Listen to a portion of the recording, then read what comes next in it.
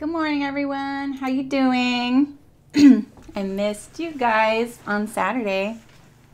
Hello from Chandler, Arizona. Nice to see you. All right, you guys. I'm sorry, my throat's really raspy from that show last weekend still. It's always like the last thing to recover is that I don't completely lose my voice, but it gets a little raspy from all the talking and chatting and stuff. So anyway, we are making the Reeta shirt dress, midi shirt dress by Named Clothing, and I've never made one of their... Hello, Laura Jean. Nice to see you. I love how the emoji on YouTube puts the male or female symbol next to the emoji if it is male or female. It kind of cracks me up, like, you know, like I needed that, you know, reinforcement or something. So it's good to have you here. So I've never sewn anything by Named Clothing. Definitely have seen them around and a few of their pieces. And kind of funny that the two things I have to sew next are both by them, so we'll get a good dose of their patterns. And the thing I had planned for today was this, and then I realized I hadn't pre-washed my fabric, which is really rare. I usually just take my fabric right home and wash it. But I got this box right before I left, so I just totally spaced it. And then I was like, oh, I got a backup project. This is fine. I got something printed on Sprout. And when I originally ordered my garment on Sprout, I ordered the wrong size. And I emailed them and said, you know, I misread the size chart. Can I change the size? And she said, no problem. There's no charge or anything because it doesn't matter. And she was going to change it. Hello, Brooke. And then when it got here, it was the wrong size was printed. I was like, well, maybe it just printed it the name of the size wrong.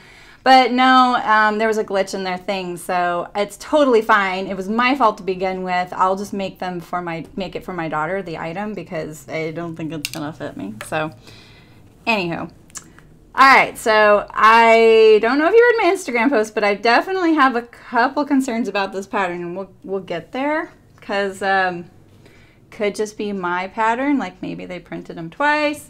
Maybe it's me. Maybe it's just my thing. But it's a shirt dress that has a drawstring waist and patch pockets on the front. Kind of a tailored look. It's got cuffed sleeves.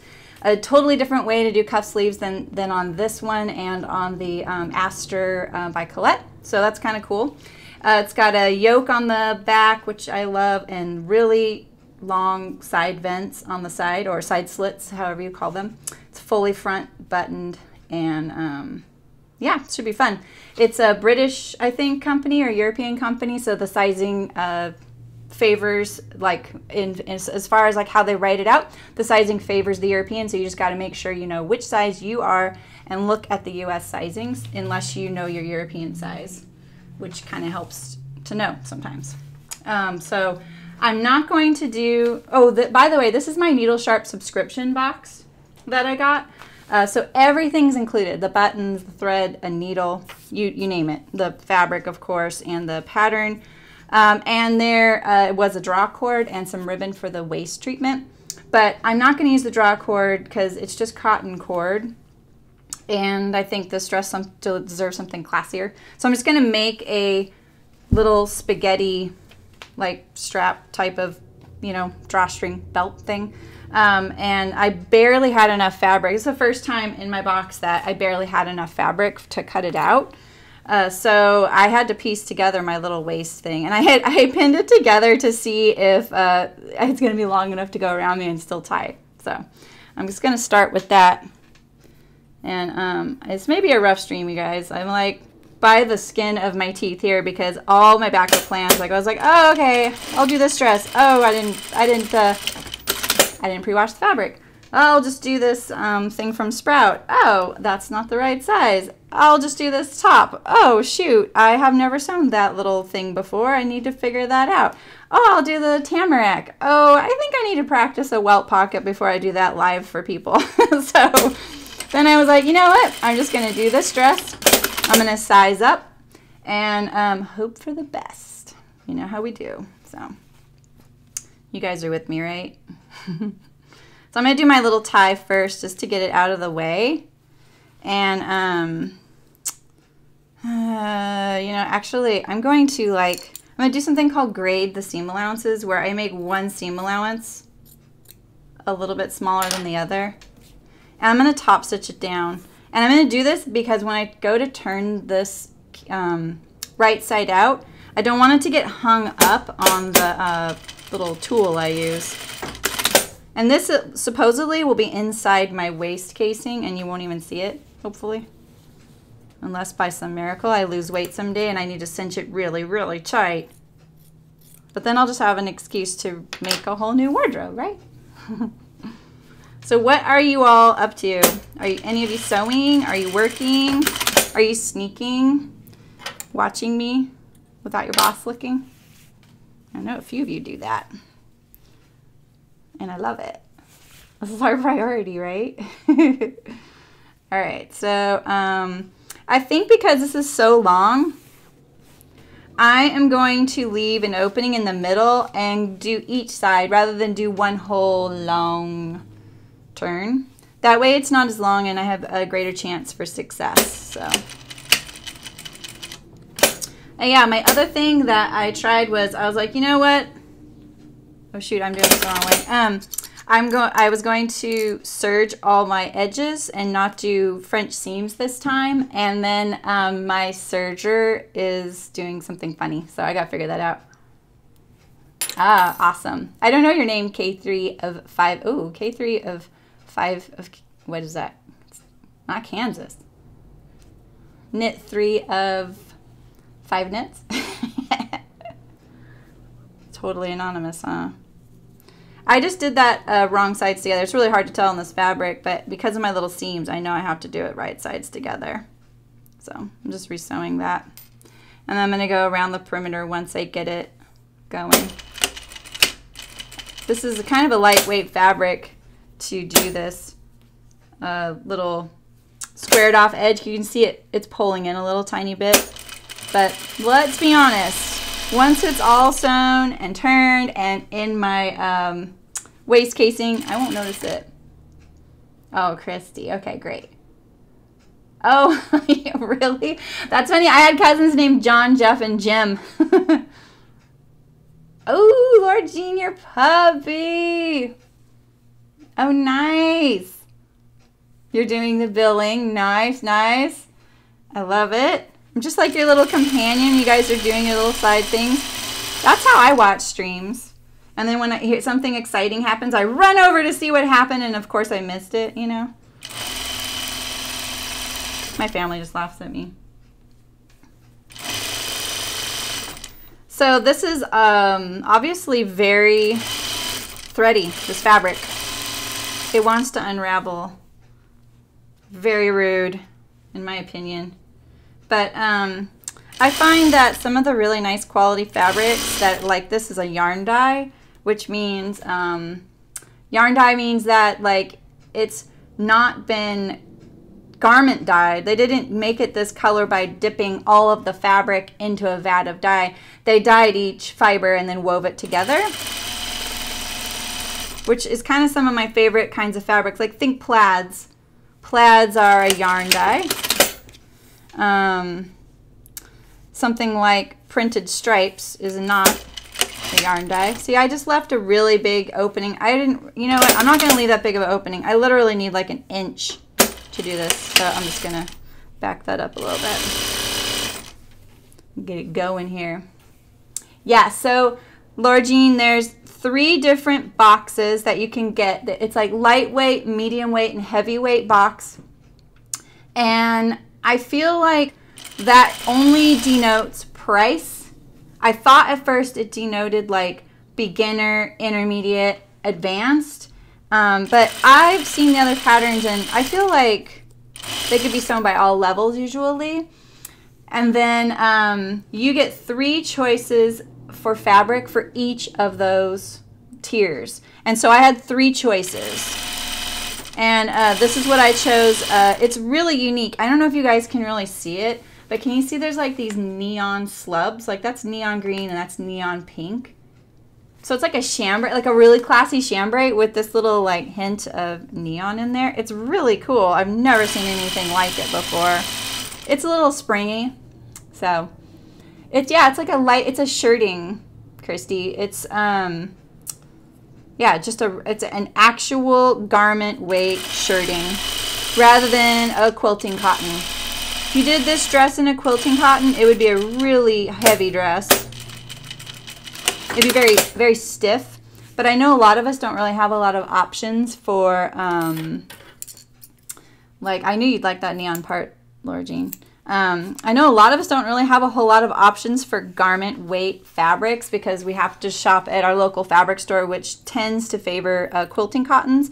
And there's more quilting cottons out there in the world, at least in the United States. And I think that's partly because of the trends and partly because the quilters, you know, really started showing up at fabric stores. And it's just, you know, a whole niche. It's just trends. You know, that's all it is. You know, for a long time, it was mostly fabric that was suited for garments in fabric stores. But I think like little independent fabric stores weren't as predominant for a while. They probably were, and then the big box ones came around, and then the little ones came back. Okay, so this is my nifty little like loop turning tool. And on a fabric like this, I want to get it done as fast as possible because this right here is like, this thing needs a haircut at this point. So I'm just looking for like the path of least resistance. I'll show you my little tool once I turn it to show you what I'm doing. So there's a little hook. I'm going to hook the end, and then there's a little clasp inside here that I'm going to shut over that. And then I want to just get the tip going, and then it'll slide really easily, but I don't want it to come unhooked. It seems fussy, but honestly, if you did this with a safety pin, I'd be sitting here for an hour. So it's well worth it. How many times have I used this tool on stream so far? Probably 4, huh? So I obviously get a lot of use out of it. So the trick right now when I'm using it is that I want to keep like even tension on the whole thing here. Because if it kind of like slingshots a little bit, it'll unhook on the end, and then I'll have to start over. So now that it's out, the little end, I'm just going to pull on that. And it's not so fussy. You just don't want it to do like bunch up like that because then it gets choked up and it won't slide. I've definitely had a lot of practice with this thing. I only use it for one item in Chicken Boots' line. Mostly it's for garment sewing. But I have 2 of them sitting here. One for my sewer and one for me. So yeah, so here's the little tip. Can you see? It's got this little swivelly clasp. And this is kind of sharp, and so you just need to be able to go through the end. It's really awesome. And in college, they gave me one of these as part of like all my tools when I was in fashion school. And I was like, what the heck is this thing? And then, so see, I've hooked it on there. I don't know if you can see. And now here's the clasp. I'm closing the clasp, and I get it started, and then it should slide. You just don't want all of this down here like that. But in college, they called it a bodkin, and it's not. It's not a bodkin. I'm not sure. I looked up finally like what a bodkin is used for. So I'm just going to pull out the end so I can grab that. And now I've forgotten. I don't know. I think it's, you know, it's probably this trends in sewing, right? Bodkins were really popular once upon a time. And I'm sure there's people out there that still use them. It's like a big, gigantic needle with a rounded tip. Yeah, exactly, Christy. That's what I do. When I want something special like this, I use that special coupon from Joann's and buy it. Like, that's how I got my pinking shear rotary blade. That thing was like $35 by itself. I was not going to just buy that thing. So I bought it with that coupon. All right, so there's no need to hand stitch this shut because it's going to stay inside the casing of the dress. So I'm just going to machine stitch it shut right now after I give it a little haircut here. We all need a haircut from time to time. Sorry, my hands are shaking a little bit. I got a little keyed up this morning because like everything was going wrong, you know, that feeling. I'm just like, ugh. Best laid plans. I thought I prepared. Just trying to catch up from being gone and then trying to get back in the swing. You know, this isn't my day job. This is just for fun. So I've got to like, you know, carve out that time to do it. All right, so I'm just like lining it up like this. You see? That's all. And I'm just going to edge stitch it shut. And no one will ever see it again once it's in my dress. So, and you guys know, I don't like to hand sew at all. I'm kind of a wimp about it. It's one of the ironies of my sewing. All right, so I'm going to go to the corners here. I'm going to use my awl and just pull out the little corners. I'm going to be really careful too. I think with something like this, it's ideal if you can use a short stitch length, but then you wouldn't be able to get the loop turner through one of those stitches. So the other thing you can do is leave the end open. But you saw how frayed this fabric was. If that loop turner had to grab just like a single layer of fabric like this, it would have frayed off. Like it would have just completely unraveled by the time it got out to the opening of the tunnel. So it's just better to give it something meatier to grab onto, take a bite of. Oh, see, I just grabbed a thread there. That's not good. I'm just going to cut that.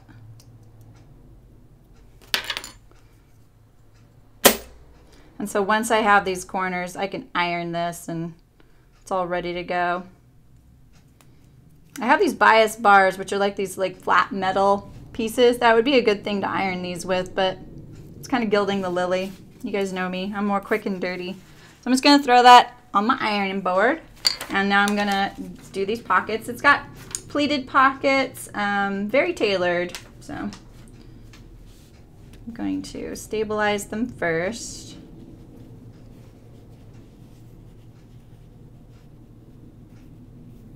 This. I'm kind of tempted to just sew a tiny bit down the center. Just like this. I've never sewn this dress before, so go easy on me. I feel like it goes all the way.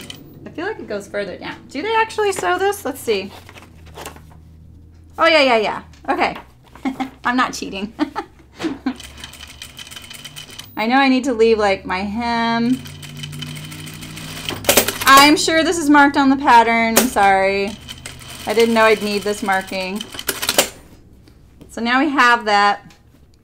We can center this on here like that. And then I marked the center of that. If it wasn't marked, I did that right there. And now I know where I want that and I can stabilize it by just sewing across the top just like that. And same with this one. Like that.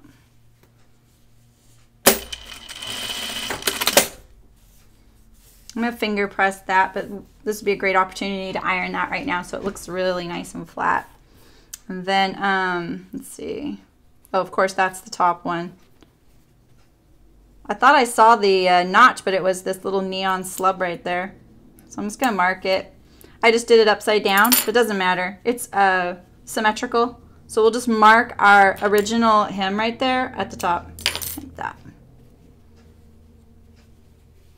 Because that was the side that I stitched. So I was reading the instructions because I know how I would sew this collar facing yoke combo. But I wanted to see how they would do it, and I got a little confused. I'm sure it works, but you know, like when you're trying to just be like, yeah. I started to kind of be like, oh, wait a minute, I need to pay attention to what they're saying here. And so I'm just going to kind of wing it. There's lots of ways to sew something. I'm going to hold my thread. I really don't want it to be messy on the other side. I'm not going to backstitch. There's no reason to because it's going to be turned under on the end when I attach the pocket to the dress. So I tend to not backstitch as often as most people because of that. I kind of know where I don't need to. And I don't want my backstitch to show kind of peeking out from the edge. So I sometimes don't do it. I'll show you what I mean in a second. So if I had backstitched this right here and say it got a little messy, because sometimes my machine can do that, especially on a lighter weight fabric, because my machine's geared towards, it's calibrated for like heavy weight stuff. I don't want to lose my loop turner. So if the backstitch was showing there and then I turned it under to attach it to my dress and then you saw a little bit, you know, no big deal. It's just a preference. You know, it's like where you can do little tricks like that, you do it. You don't always remember them. Sometimes you don't know about them. And I just know my machine. See, like it did that. It kind of pulls the thread over. If I use the back tack, it probably wouldn't do that, but then it would leave like a little bit of extra thread. And it's just because I don't use the auto back tack on my machine, and this is a lighter weight fabric. So you just got to know your machine, work around its limitations. Now let's find the top. Okay, there's the top this time. Let's do the correct one this time.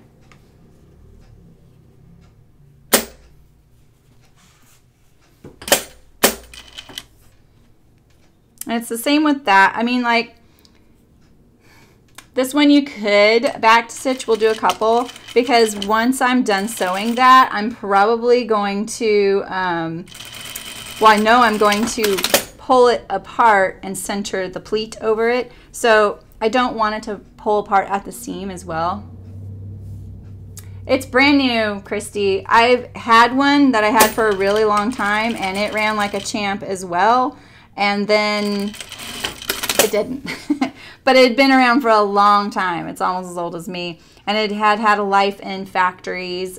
So it served its purpose. And the motor finally blew up, which just meant that I didn't have these nice features of, like, right now my heel of my foot is pushing the presser foot up and down.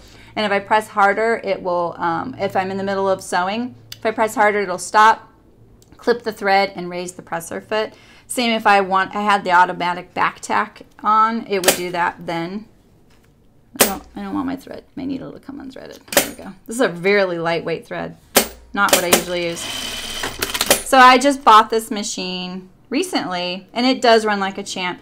Industrial machines do, though. You really have really few issues with them. They're just built to be workhorses.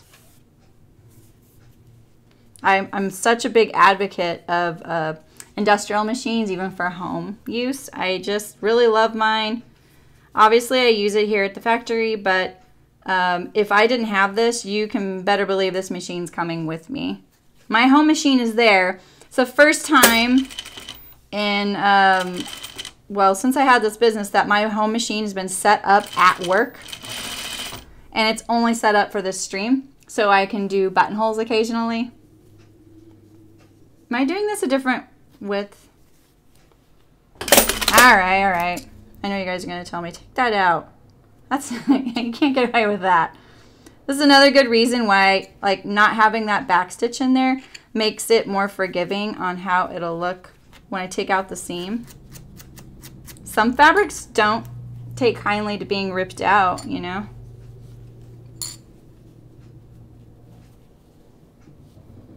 This will be front and center on my chest, so I definitely want them to be symmetrical. It's not like some stranger's going to walk up and say, hey, your pockets are uneven. But, you know, it's like the thing I'll see when I'm even looking in the mirror. I was thinking about how it's such a weird balance of, like, yeah, straight stitch only, Christy. That's all it does, no zigzag. I used to have one that did both. It was an awesome machine. I think I had to move and I had to sell it. That's the only reason I got rid of it. But it didn't have the electronics with the automatic back tack and all that. And I don't know if you can get a combo machine like that. Probably, but you'd probably have to order it from Japan if you got a Juki. So, yeah, I was thinking the other day about how it's like sometimes we want people to ask us if we made something because we're really proud and we're like, yeah, I did make this. On the other hand, we're like, why are you asking me? Is it obvious that I made this myself or what? All right, so here's my pocket markings and my dart. And so when I mark it, I just push my pins on either side of the pattern paper at the point, the finish point. And then that's where the pin goes in, like this, like that. So like the pattern was sitting here, there's the end of the dart. I just poked my pin through and then did so from the back as well. And then when I get to the machine here, I actually ended up doing this, like finishing the pinning, because I needed to iron on a little piece of interfacing for the buttonhole for the opening of the waist for the like drawstring to go through. So now I'm just going to pull these two apart, and now all the pins are on there. And now I'll just go back and secure them like this. And this is the method I figured out, like pinning them in like opposite directions to each other and pulling apart. Someone else taught me that. But for me, I know that where it went into the fabric, that is where it is. You just got to figure out what works for you, what you're going to remember. There's no right way to do it. You just got to do it so that it makes sense, so that you're not constantly getting that pattern piece out. The less you have to do that, the better. Yeah, and this pattern, it's not for the faint at heart cutting it out. I'll say that. Because they didn't print the size on every cutting line. And it's printed where it is printed. It's the smallest and the biggest, and it's the European size. So you have to know that. And on top of that, there are some grading issues that I'll show you in a little bit that I'm a little nervous about. All right, so this is my right side, because there's my little interfacing reinforcement for the buttonhole I'm going to put on. I'm really hoping I can do that later. You don't have to wait for me to do that. So now I'm going to do my dart. And I just nip in where it's being sewn. That's it, right? Wait.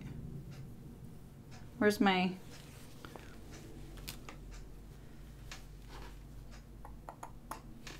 Good thing I do have the pattern, because I can't see my... Oh, weird. Okay. Okay. Okay. So ideally you would do that pinning trick from the wrong side of your fabric, because now I have to go back and switch all my pins. And so I'll just take one like this and now swap them all out like this. That was an oversight on my part. I probably did determine that, and then when I went to iron, I just picked the easier side to deal with at the moment, because I was like, ooh, I need to do this too, and I was a little pressed for time. So I only marked 3 for my pocket. I don't really need 4. It helps. So the notch goes to the point there. That's why. I don't need to pin my dart to finish it. I'm just going to get it started. I'm definitely going to back tack this spot, since that's the side seam and I wouldn't want it to pull apart when I go to do the side seam.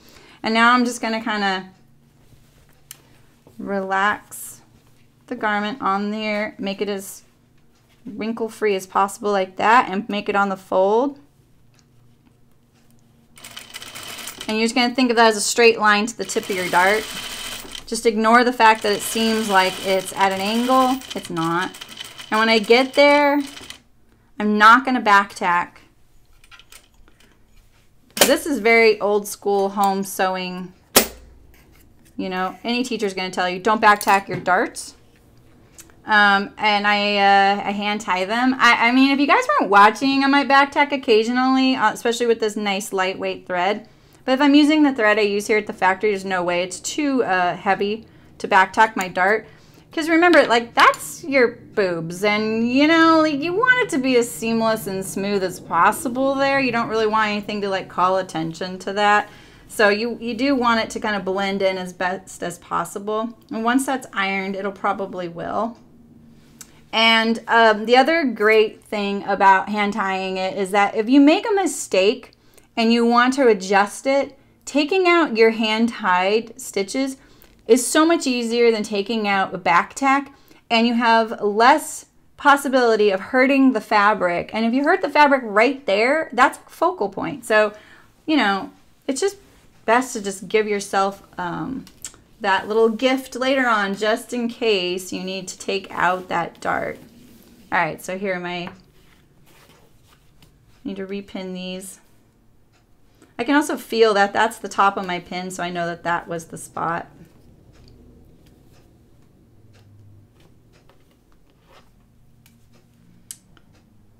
So I just marked them the wrong side.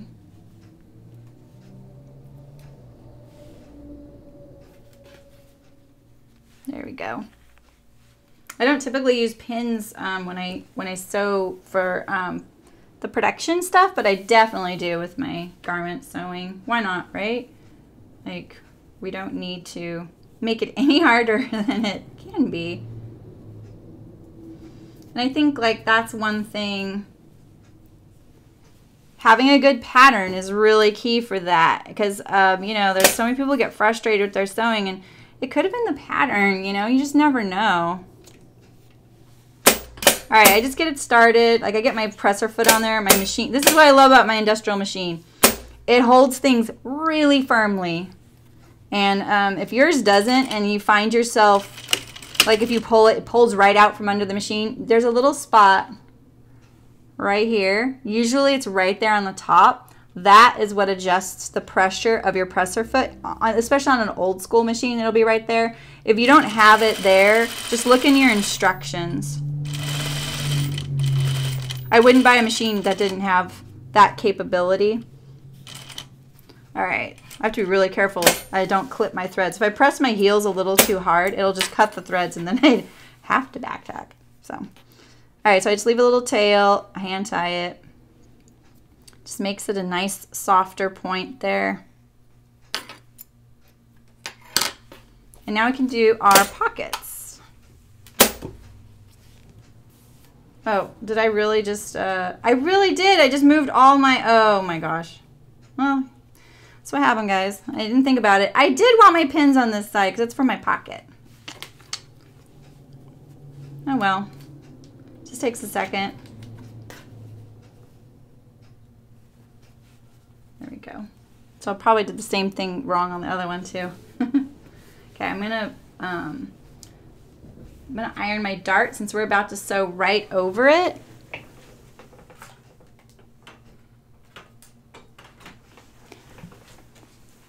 And then we can like iron our pocket too. It'll be nicer.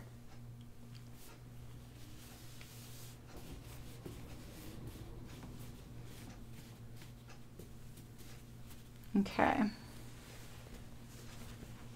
Put my pins on this one. I'll fix it while we're waiting for the iron to heat up. Oh yeah, I did. I put the pins on the wrong side on this one too. Sometimes you just gotta trust yourself, and I didn't. And I lost a pin now.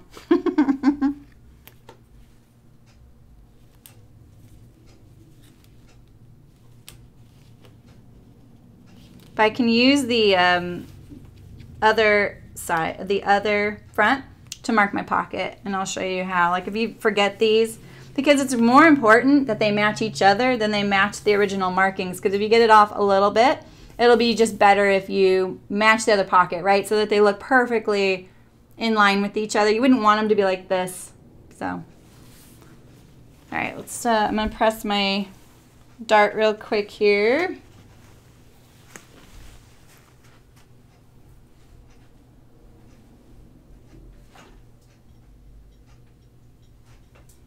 But yeah, that looks nice.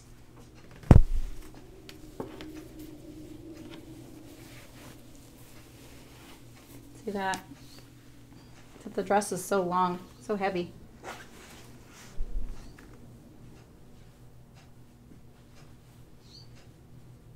You press your darts going up, the fold going up. It seems kind of counter to what you want to do. Usually the shape of the dart leg at the side seam will kind of indicate that. Like you'll be able to tell when you go to iron it, you'll be like, wait, this doesn't line up. And then you know that it should go the other direction. Same with the waist darts too. I really need to figure out like a, 10 camera streaming system so you can see me iron, you can see me serge and stuff like that. But I don't really have that technical capacity at this point. Just a sewer. All right. There we go. So when I do my pocket, I look at the markings there, line it up. I kind of center it this way on those markings, and then I'm gonna go a little bit up like that, because I know that that's where it went. Ooh, that stitch is really crooked. Do I back tack right there, fix it and back tack it, or do you think that the fold is going to hide it? Let's see.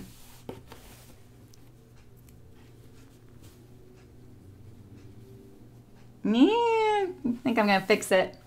Hey, Janice. Oh, for the presser foot? Well, it's the pressure of the presser foot, if that's what you mean. I actually don't know what that's called, but it's your presser foot, because this is your presser foot, and it's the pressure that it's exerting on the fabric for the tension. Hi, Nancy. How's it going? Glad you could join us. I know you work all night, right? That's you.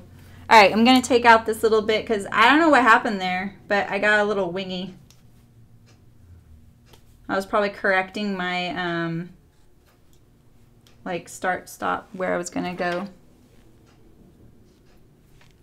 I'm just going to leave it pinned to the garment just like that. I'm going to try and line up my start and stop where I've already been so that it lines up really nicely. When I take out a seam, I actually try and get rid of all the threads first so that I don't like immortalize them on my fabric.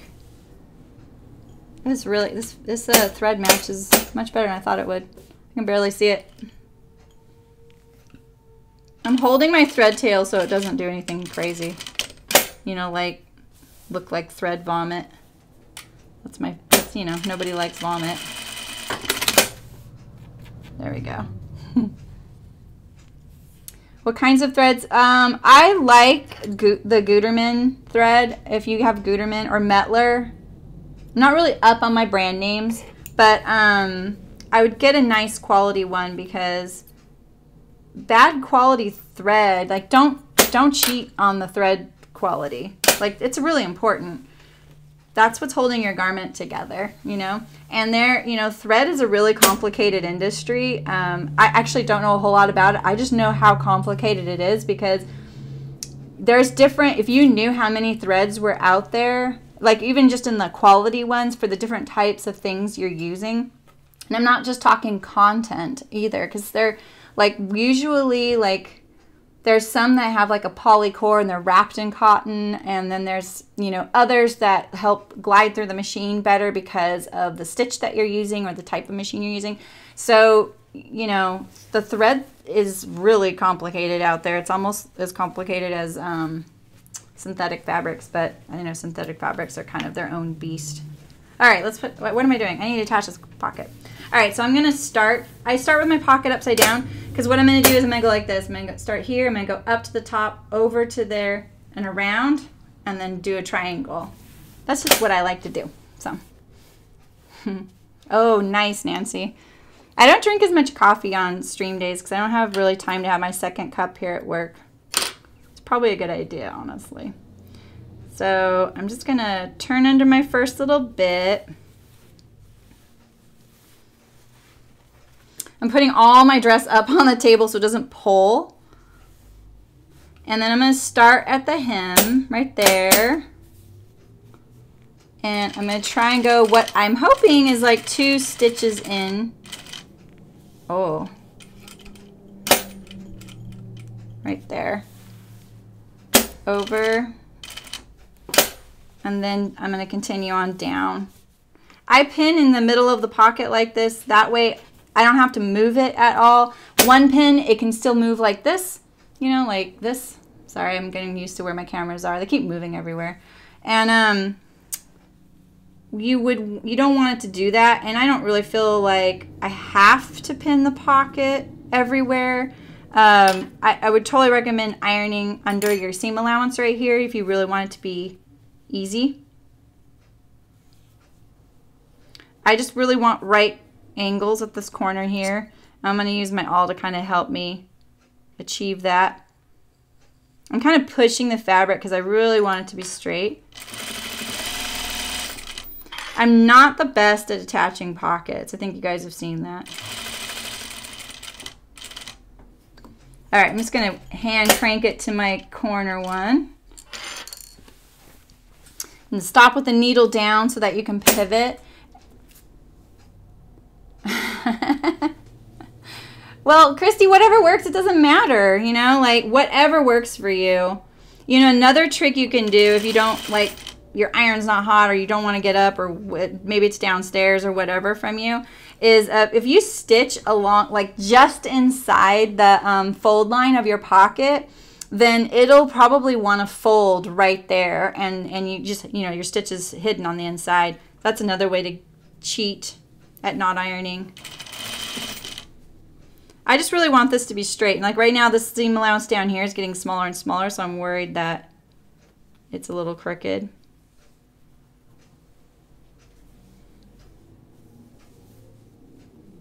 Like this. I just want my right angles. And I take my awl, and I'm making sure that this little corner right here isn't poking out. Because you know what? You could sew a beautiful pocket, and if just a little tip of that corner's hanging out, then a thread can unravel from your fabric and it'll foil you. And you can trim it, but you just might not be able to trim it as close as you want. I'm going to move this pin. I'm actually going to throw that pin away because it's slightly bent. There you go. Put that one there.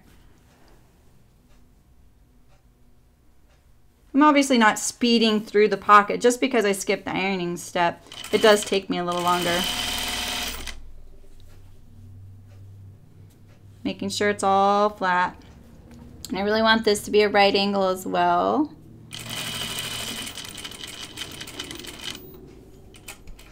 I feel like my stitch length is just barely not the right length that I have to keep doing it.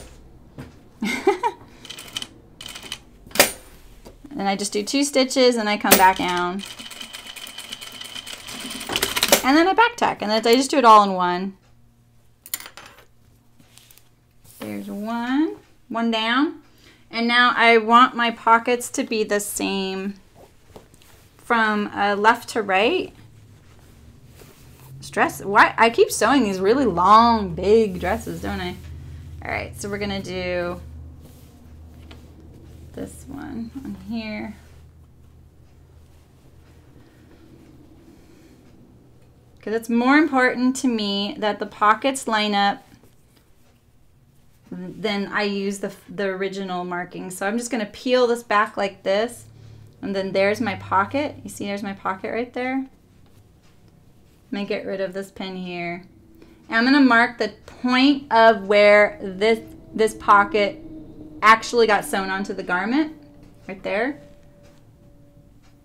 Doesn't matter how you do it. You just got to do what makes sense to you in that moment, what you're going to remember by the time you get to sewing it.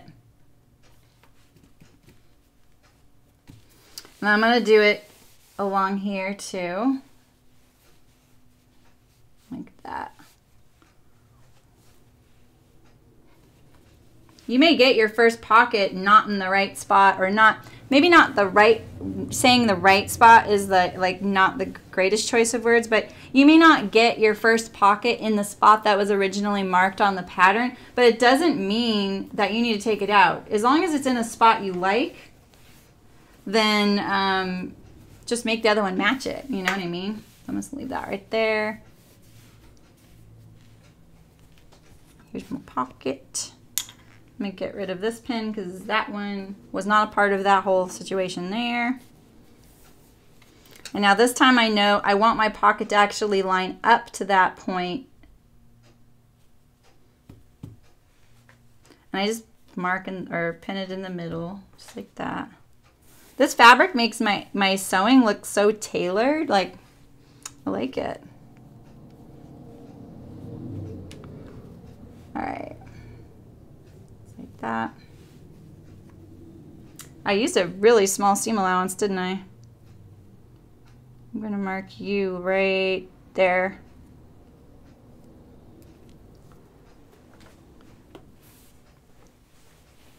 I have so much dress on my lap. Here we go. Okay.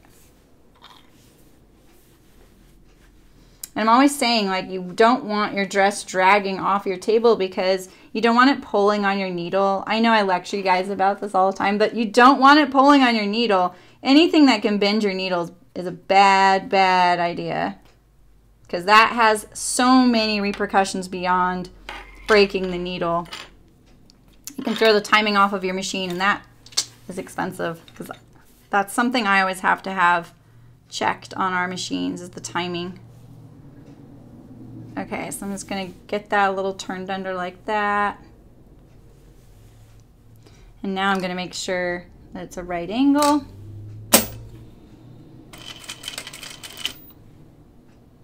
So you see my little corner wants to peek out right here. That's a pet peeve, especially on jean back pockets. I really hate it when little threads peek out of my back pockets on my jeans for the obvious reason, but then also because I don't know it's doing that when I'm wearing my jeans, right? I'm not looking at my butt all day. Other people are, and they're seeing those threads, and it looks messy. And that's on like store-bought, you know? So if I can prevent it, I do. So I try and encase that little edge inside the triangle there to prevent that from happening. Anything that can make it look more polished. And this fabric obviously wants to be thready. So we're going to just say no to threads. Usually we just say no to torquing. I don't think we have torquing today to worry about. Maybe on the collar a little bit.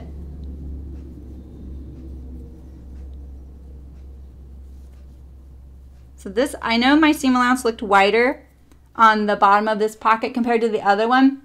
It's probably because I didn't get my hem allowance the same from pocket to pocket. There's so many things that can add up to stuff like that. Don't worry about it. Just keep sewing. Get it done. It's more important that you get your projects done and you wear them and you get to try them out and see what you like and what you don't like. And you have that sense of completion. I firmly believe that sense of completion is really important.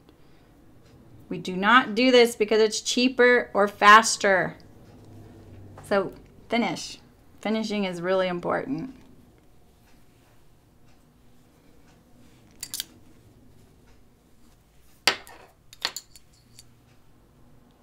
So many threads in this fabric, man. Eventually they'll stop. Once the garment's been worn a few times and washed a few times and I've trimmed a few of those little stragglers off.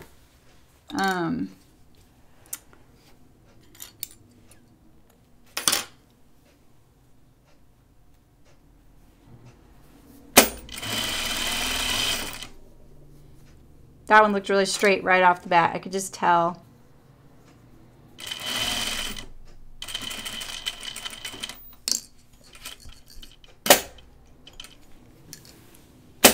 One, two, turn. Always stop with the needle down. Voila. As my French boss used to say. All right. Not bad. What do you guys think? Looks pretty good. All right, what's next? I think we're going to put our yokes onto our back. This is what I was kind of noodling on before I got on, is because oh, and look at, see how bad my serger looks right now? What the heck? I don't know what's going on. I know like what does that, and that's not what it was, so that's why I'm like, I'm probably just gonna rethread it and it'll be fine. Rethreading a machine is like restart on a computer. When you have problems, change your needle, rethread the machine, don't cry. Just start there, see what happens, make sure everything's threaded. Don't say, I know it's threaded correctly, I just threaded it. It doesn't matter. You don't know, maybe something inside there it's getting like hung up on. Maybe there's like lint in there, and then once you rethread it, you kind of loosen that lint and it keeps going. It like, you know, it's back to normal. Isn't there like a pleat in the back? Is there no pleat? Oh. Oh, there's not. Okay. It's so funny to see a yoke without a pleat in the back. But, you know. So I'm making a little sandwich here. So I think you guys have seen me sew yokes a few times now, and what I want to do usually is encase the shoulders and the back yoke seam all at once. Like not at the same time, but so that I don't have to hand sew anything or trickily edge stitch something. I like to do something where I sew it through a little tunnel and then it's all encased. I think you can see it on the Aster, the Archer. I've done it. Oh, something sounds funny. And when something sounds funny, you stop immediately and you check everything. Don't keep going. Maybe it was just the fact that we're now doing a seam. Nope, something's funny. Something's funny. Oh, there it is. It got caught on my wire. That happens with this lighter weight fabric, thread. I used to be able to tell the second my bobbin ran out, and now I can't really tell with this machine or on our binding machine. The other day I heard it and I was like, oh, there's that noise. Like I used to be able to call across the room, oh, your bobbin just ran out, you know? And now I don't hear it as much on this machine. I can see my back slip down. I was so distracted with that see that? That's not okay. This fabric unravels too badly to let that slide. It would be really a shame that if that seam pulled apart eventually someday, that's a really tough spot to fix. You know, like you wouldn't be able to fix it the original way you sewed it. Because remember, those will be the sides will be anchored into a sleeve seam, and so yeah, you just want to get this right to begin with. This is faster than fixing it later. Or just sitting in that pile in your closet of all the things you need to fix for a year and a half before you get around to it. And then you're like, oh my gosh, that took me 5 minutes to fix or 15 minutes to fix. Wish I would have fixed that so I would have had that to wear.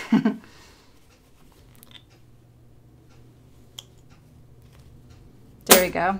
I got like the first stitch was okay, and after that, nope. Oh, but my machine sounds better now, so that makes me happy.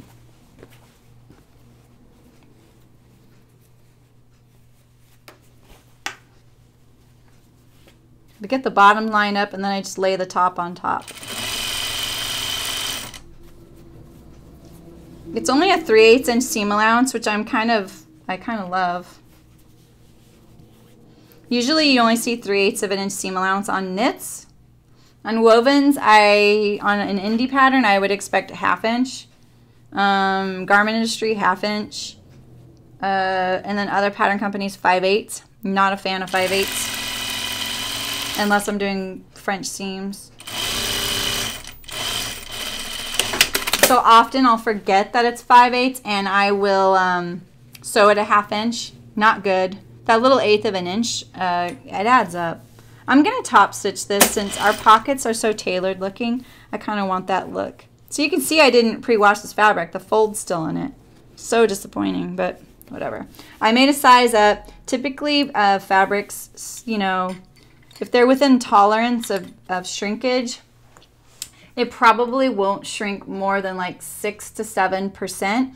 The only issue, this dress is so long that 6 to 7% can add up. So I made the dress 1.5 inches longer. It's the only like thing I did differently to accommodate that. And then I went a size up everywhere except the shoulder width. I really like my shoulders to be spot on right here. That is the key to a garment looking like it fits, is the shoulders. The amount of shrinkage I would get like from here to here in the width is going to be probably, I'm going to guess like 4%. That's really very little, you know, so I can probably handle that amount of loss in the hopes that my shoulders will fit spot on. There we go. It's a very deep yoke. Usually a yoke will end about here, but this is just a different look. I think it's just a nice little design accent. That's why. All right, now the part that I'm kind of scared of because I'm not quite sure how they're doing it. So I'm gonna kind of try and attempt to do it the way I think I understand how they're doing it in the instructions. I don't want that to sound like I'm doubting their instructions. I don't at all. I like the way they do it because they're clean finishing the whole neckline without any hand sewing, and I'm always a fan of that. I feel like that's good. Good pattern drafting, good sewing, good instructions, good specs, all of it. So I'm going to sew just the right sides of the shoulders together, not the inside yoke yet. So let's see if I can just puzzle this out without looking at their thing.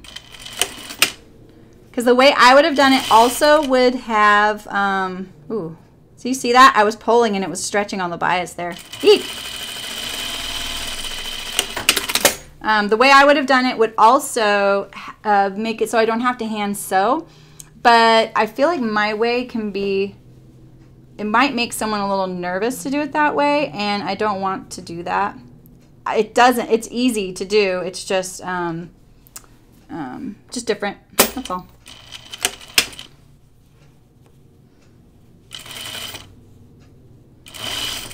All right. Okay, so now my shoulders are done. This is a lot of dress, man. A lot of dress. I don't really want to touch my shop floor. My shop floor is so filthy right now. I keep sweeping it with a broom, but not the like vacuum.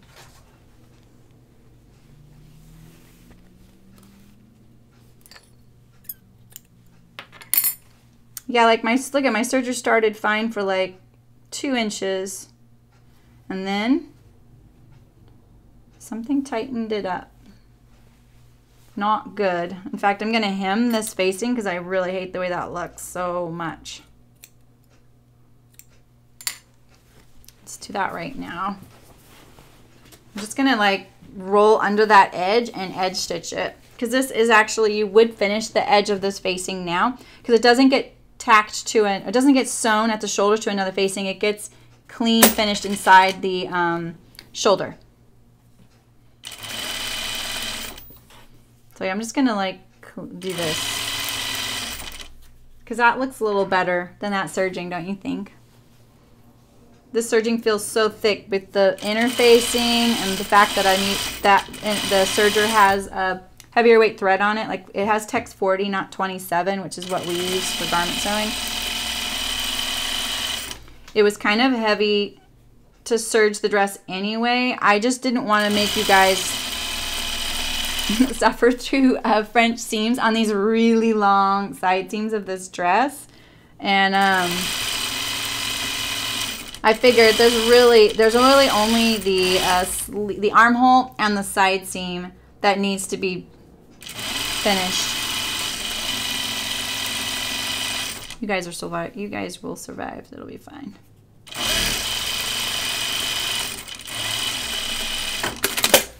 Yeah, so that looks nicer. A little wiggly.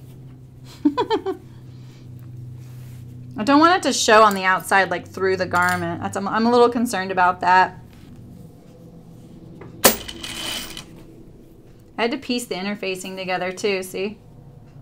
There wasn't enough. There was plenty of interfacing, but not really long pieces.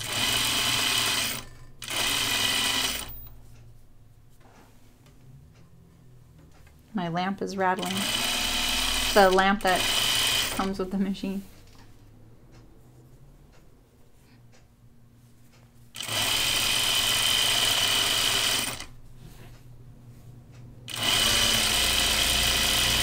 At least with the serging on it, makes it really easy.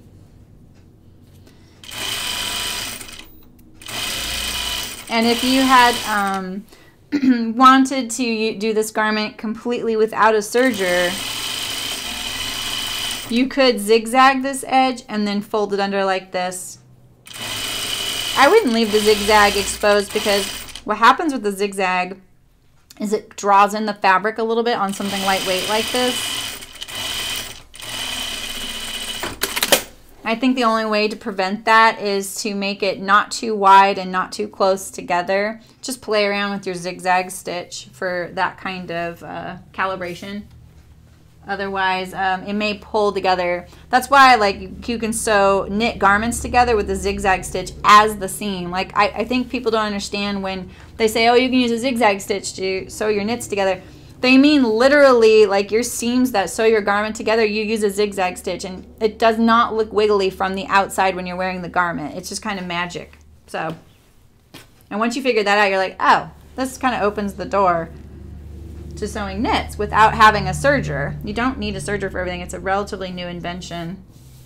But knits are too. They're only from, I think they came out, I want to say they were first invented for long underwear for soldiers in a war, weren't they? And then they didn't become readily available to the public for a while. Probably not until the late 60s, mid 60s. And those were some knits. They were some pretty crazy knits. All right, so let's figure this out. I'm procrastinating now. All right, so let's see. So now I know the next step would be to, oh, so much stress. So my facing to the yoke shoulders.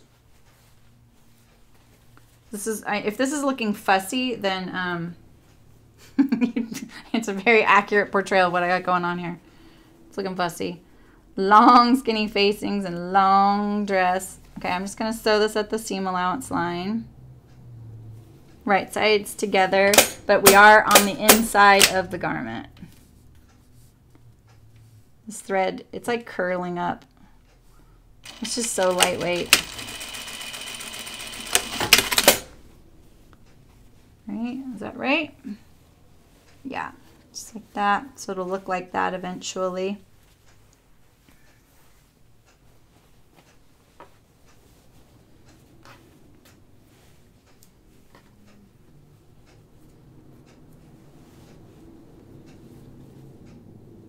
Like that. Sometimes I'm not, like, it doesn't look right sometimes, so I'm like, let's just make sure, you know? Like, why take a chance? When you got all these crazy, like, long pieces or extra pieces or something you're just not familiar with looking at from the inside of a garment, you can just baste it, pin it, something, hold it, and then like turn it the way it'll end up to see if it looks right.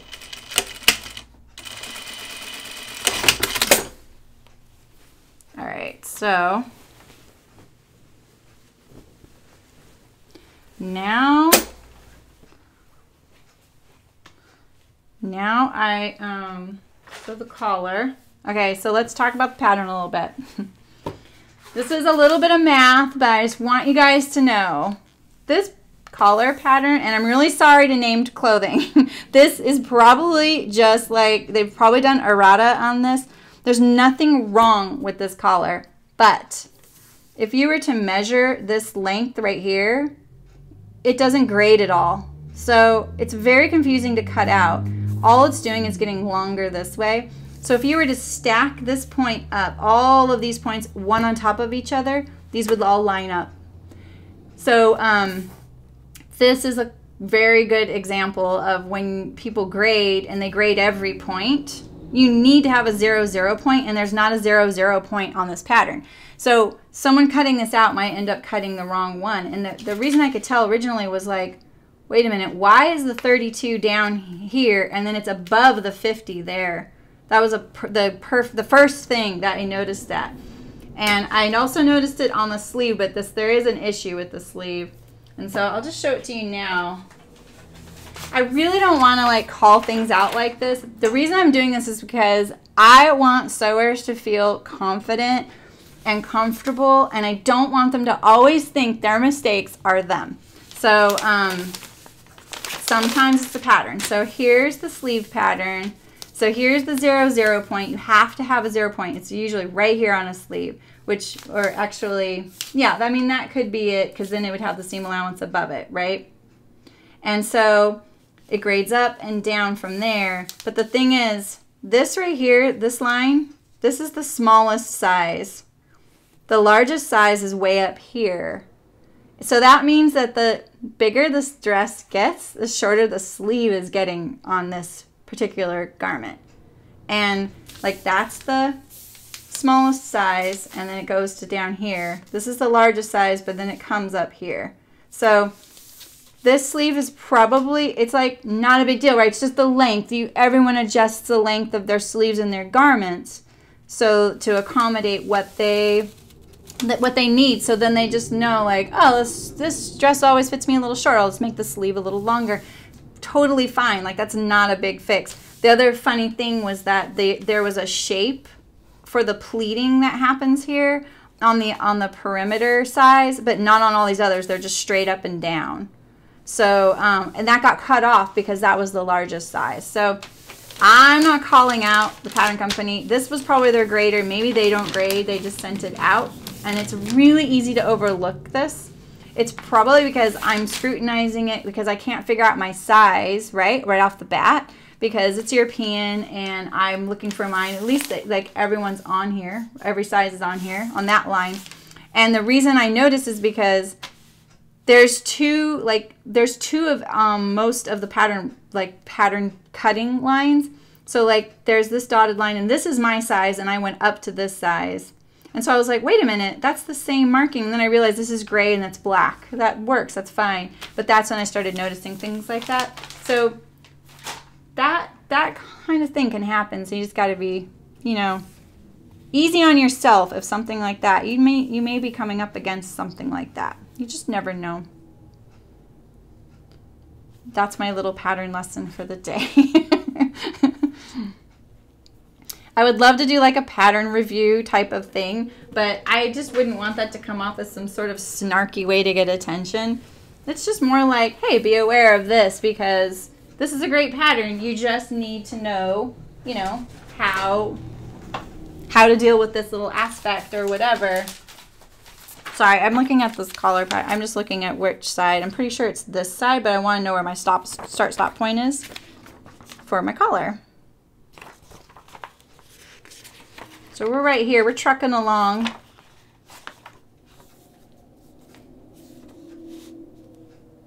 Okay, they just go right off the edge there. That's what I wanted to know. That's what I wanted to know. Which is funny. Okay. Feels weird. Feels weird. All right.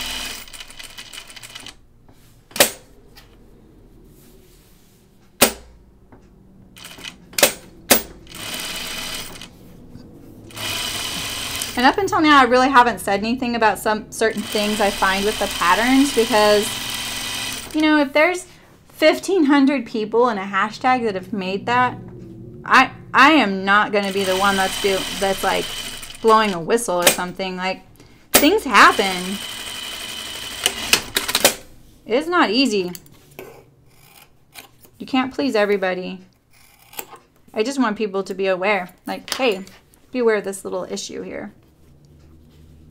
Clip in my corners. That one could be a little closer.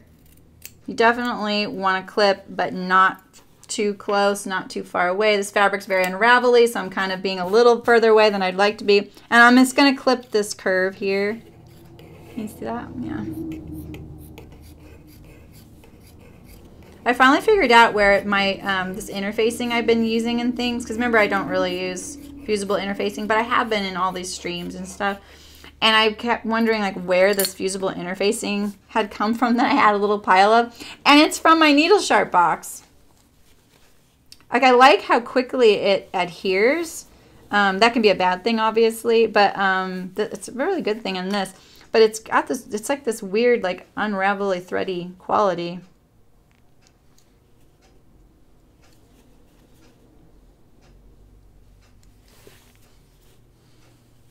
Okay, I'm just turning my corner points.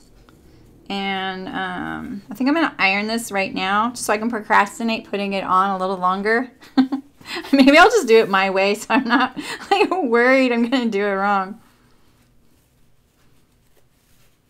I'm just sliding. I slide it so that I can get that right on the edge. I'm going to finger press it before I get it to the iron.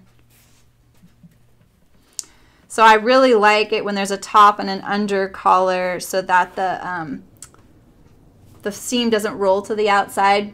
On this style collar, which I'm pretty sure this is called a notched collar. Don't quote me on that.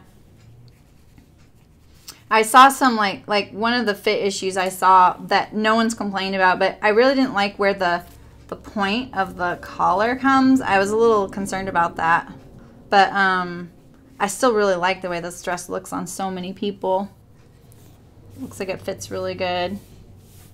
I don't even really need to iron that. Look at that. It's so nice. I like those little neon slubs. Add some interest. All right. time for action here. All right, so I'm gonna put this like this. This is the right side of my dress. I'm gonna puzzle this out. I'm just gonna put you through this. Like, I know how I would do this, and I think what's confusing me is that they say to stitch this through the neckline, but it looks like they stitch it through all layers of the neck, and that's not possible, not to get a clean finish. So I think what they mean is to stitch it to the neck, right sides together only. Yeah, that's it. That's what it is. I think that's what's throwing me off. I was just misunderstanding what they say. I'll do that, and then we'll just see. Like, if that doesn't work, I haven't like done anything I have to take out.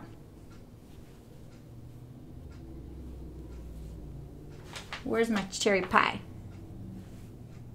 So when you're lining something like this up, this is a little awkward, not gonna lie. These collars always are with this weird curve. You want to line this up at the seam line. So this is the seam line, right? Right here, not that edge, right here. So you want this edge to line up with that spot. So I'm just gonna put it straight up and down for now so that I know I'm getting that in the right spot. And then I would come around and sew the curve like that.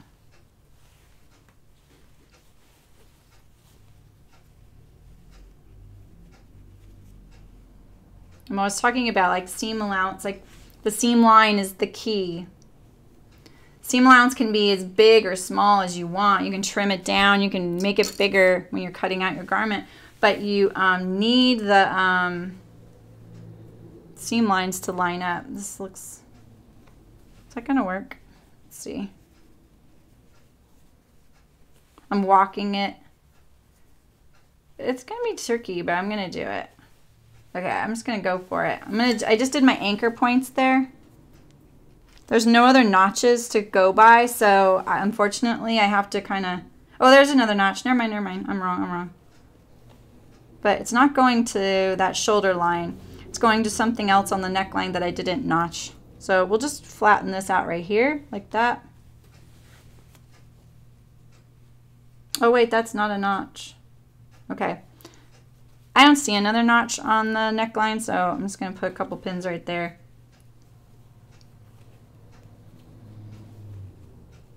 I'll take this out and I'm gonna like anchor it on that seam point right there first, and then I'm gonna let it pivot. And then of course I knew my needle was gonna come unthreaded because we love watching Jeremy thread needles live.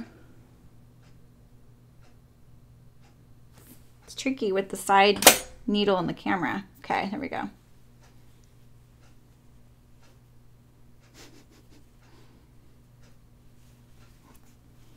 All right, you guys are quiet today. You're making me nervous. All right, so there we go. I'm putting my dress all up here so that it's not pulling, because then it's just fighting me with my lining up. And now I'm gonna just make sure I don't get any, because look at all that I have to ease in right now. That curve is gonna probably be it. So now I'm just trying to line up my seam line. I keep lifting up my presser foot because I'm kind of walking it a little bit. Because it doesn't matter if there's excess in the cut edge, it's the seam line that we're going for.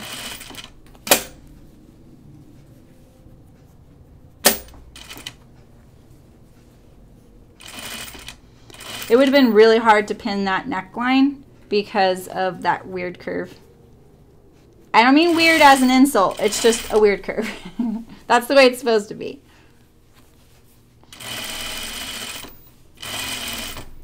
I'm gonna look at the end as a surprise to see if I got any tucks. Because if I get most of it in there, I'll only fix the areas that need it. Sorry, my machine's so loud. That's the one thing I don't like about this new machine is the raising and lowering of the presser foot. So much louder than my old machine. So doing this end one is harder than the beginning one. pressing my shoulder seam allowance towards the back always.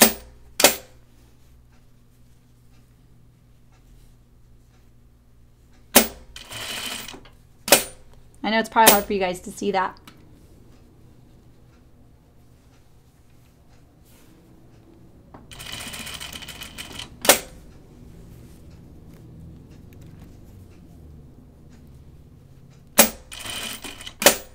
I don't want my neckline to, ooh, I'm barely gonna make it.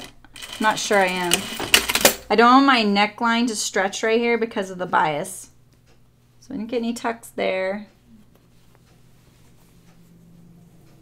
Didn't get any tucks there. Not bad. I have a little bit of excess there. So my collar's a tad bit shorter right there. So now I'm going to clip my neckline. We're still hoping I'm sewing this correctly. I just haven't sewn one of these in so long. And I really want to sew it the way the pattern company designed it so that if you decided to sew this, I'm not veering off track too much. I don't mind showing you little like tips like, oh, do it this way, this is faster, when it's like something you can use on every garment. But this is the style line of the garment. Like, I'm not going to change that.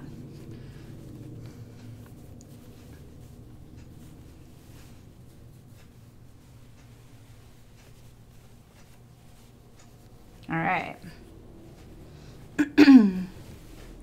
Okay, so now I think what you do is you make a sandwich. I need to shake out my dress though.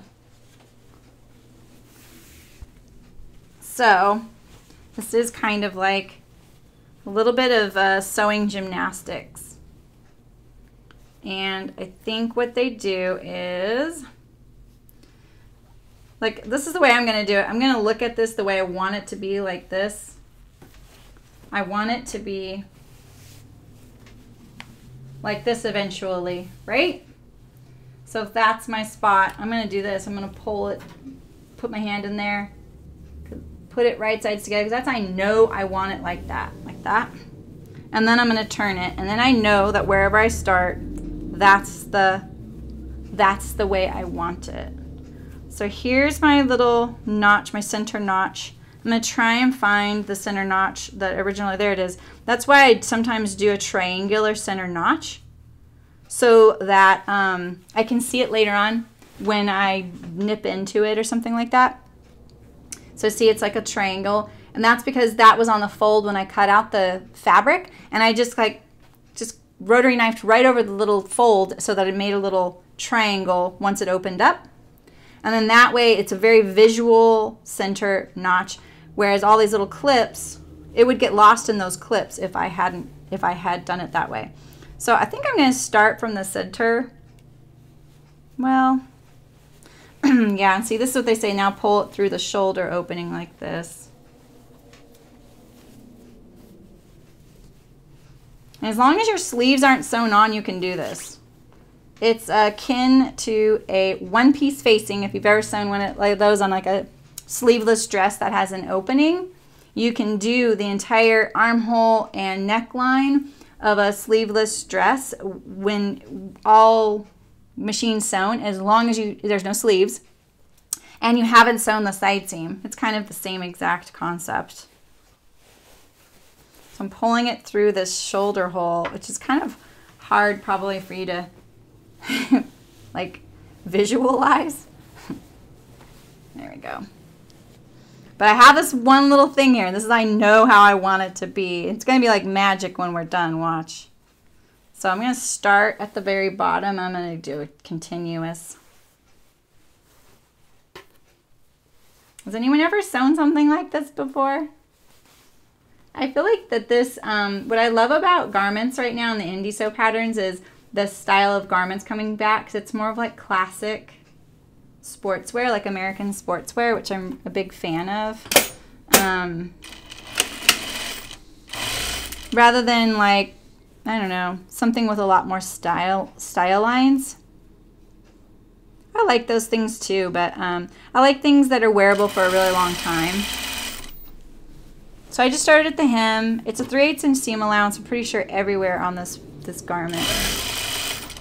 But look how thready this fabric is. Ay caramba. It's all right sides together. And it's all gonna work out like magic.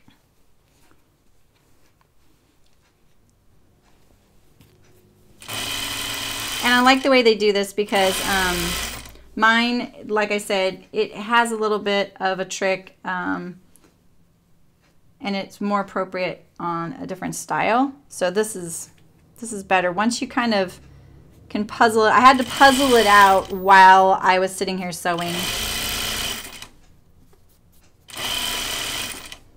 One job I will never have is illustrating sewing instructions.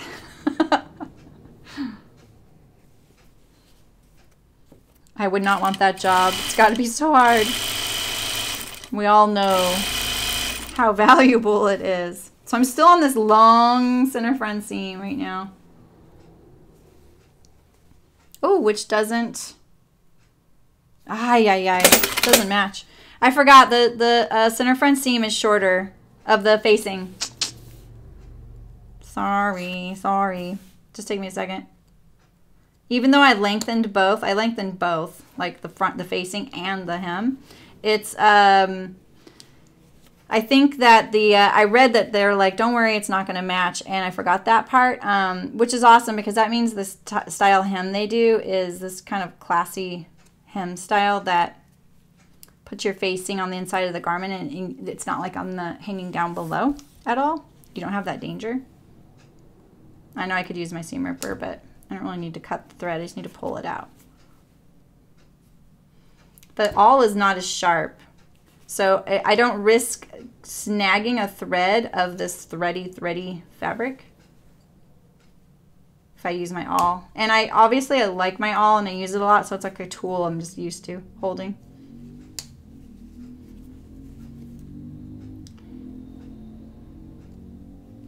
But I think what I'll do is start a little higher up. That way I don't make this mistake again. I'll just go around the neckline. That's what I'll do. I'll go down the center front.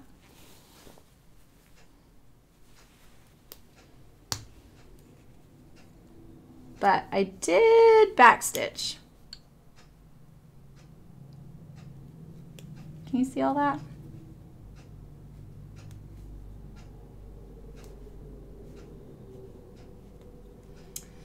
Okay, let's see.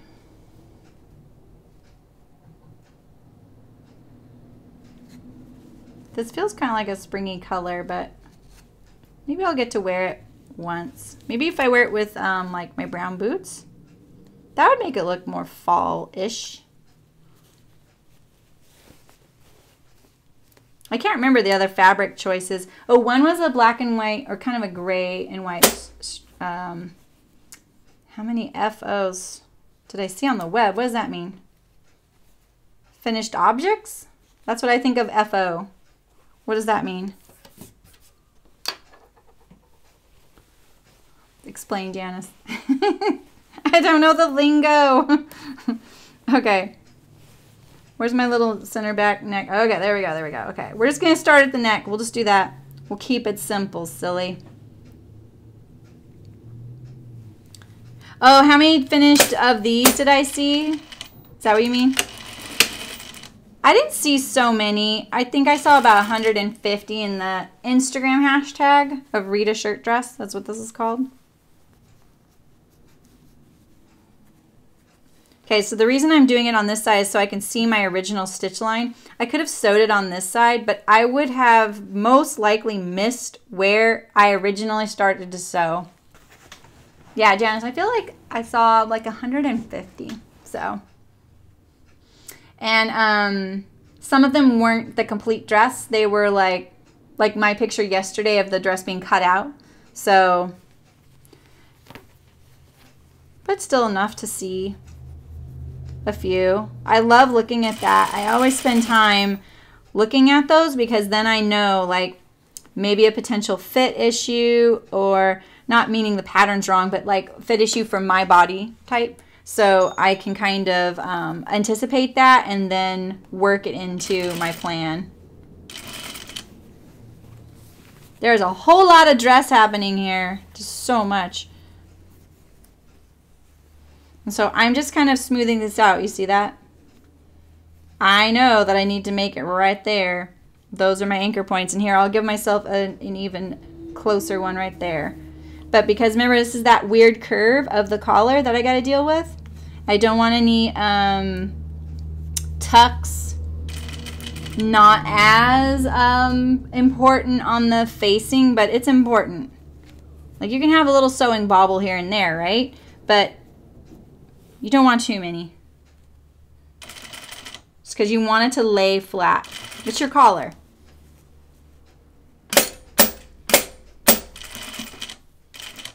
I think you guys know I've been on the hunt for a really good shirt dress. I really love them. I've loved them since I started fashion school. Like that quintessential 40s shirt dress, you know, day dress, they're also called, with the little like shirt collar and waist and the hourglass shape. That is so my aesthetic. I love that. I'm not a big fan of a drawstring waist, only because of my body type. Yeah, and did you see, Janice, that someone made a shirt version? I thought that was kind of cute. It's not the kind of collar I would want on a shirt, but it worked, you know. So I'm stitching like just barely to the left. Oh wait, did I not pin that? Weird. Of my stitching right here.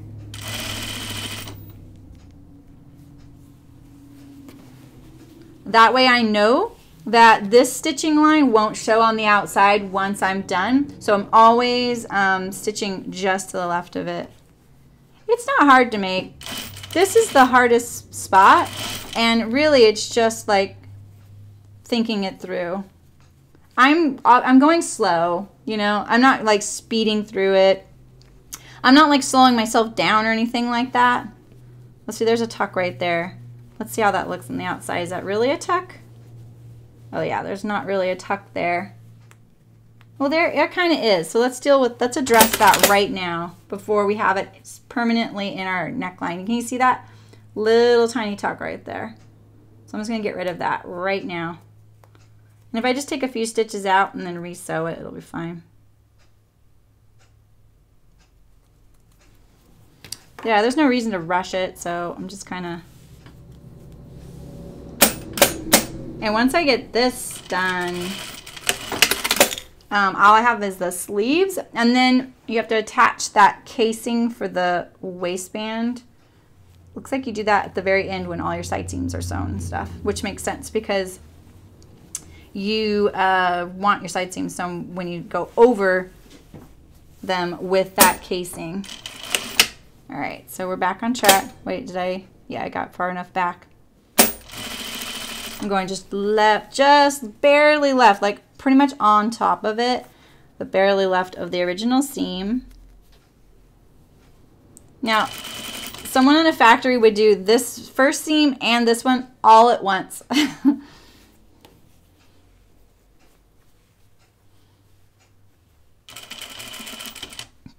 And I'm looking at this edge.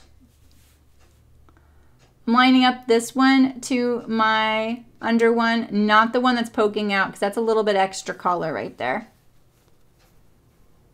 I could have trimmed that off, but I didn't want to trim anything until I knew exactly how I was going to put this together. And remember, I didn't like pin anything, you know, like there's things I can do to make it a little easier. This is the tricky part right here, this curve. This curve's very drastic. I'm going to do a couple stitches and turn it, a couple stitches and turn it. It only needs to be straight for the stitch I'm sewing at the moment, right? It doesn't need to be straightened out for the entire seam. And I'm trying not to pull this because that'll stretch because it's on the bias. So I just ooch it along like this. Right now I'm hoping I'm going to make to the corner right there.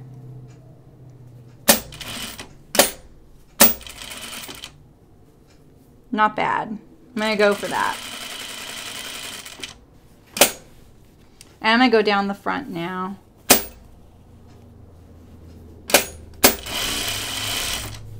For a little bit. just going to do a little tiny bit because I want to see how I did, and I think I want to do that once it's all turned right side out because it'll be easier to turn right side out. Okay, now I'm going to clip my neckline. I'm going to clip it from this side. That way I can also look at my seam, see how I did, and make sure that I'm just clipping the side that hasn't been clipped yet. Like the other side might get clipped a little bit, but this is more important.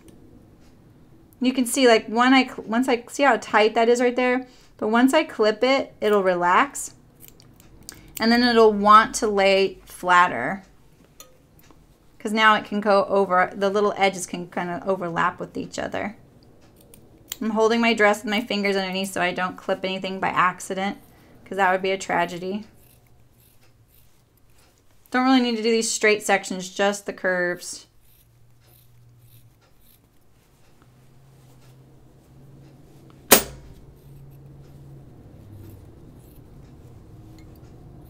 All right, let's see.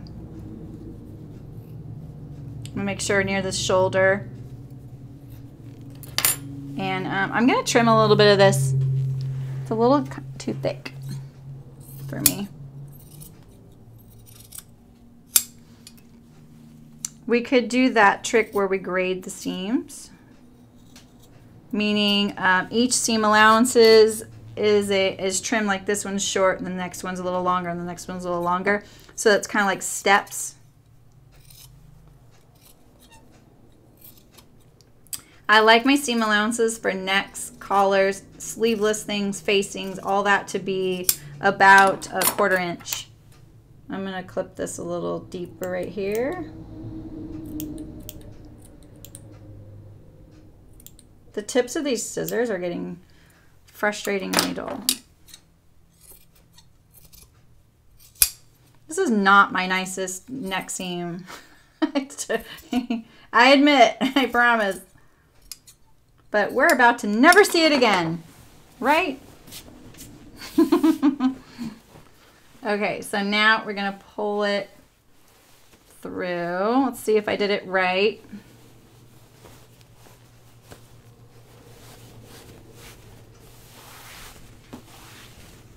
There, now it's clean finished, both sides for the collar.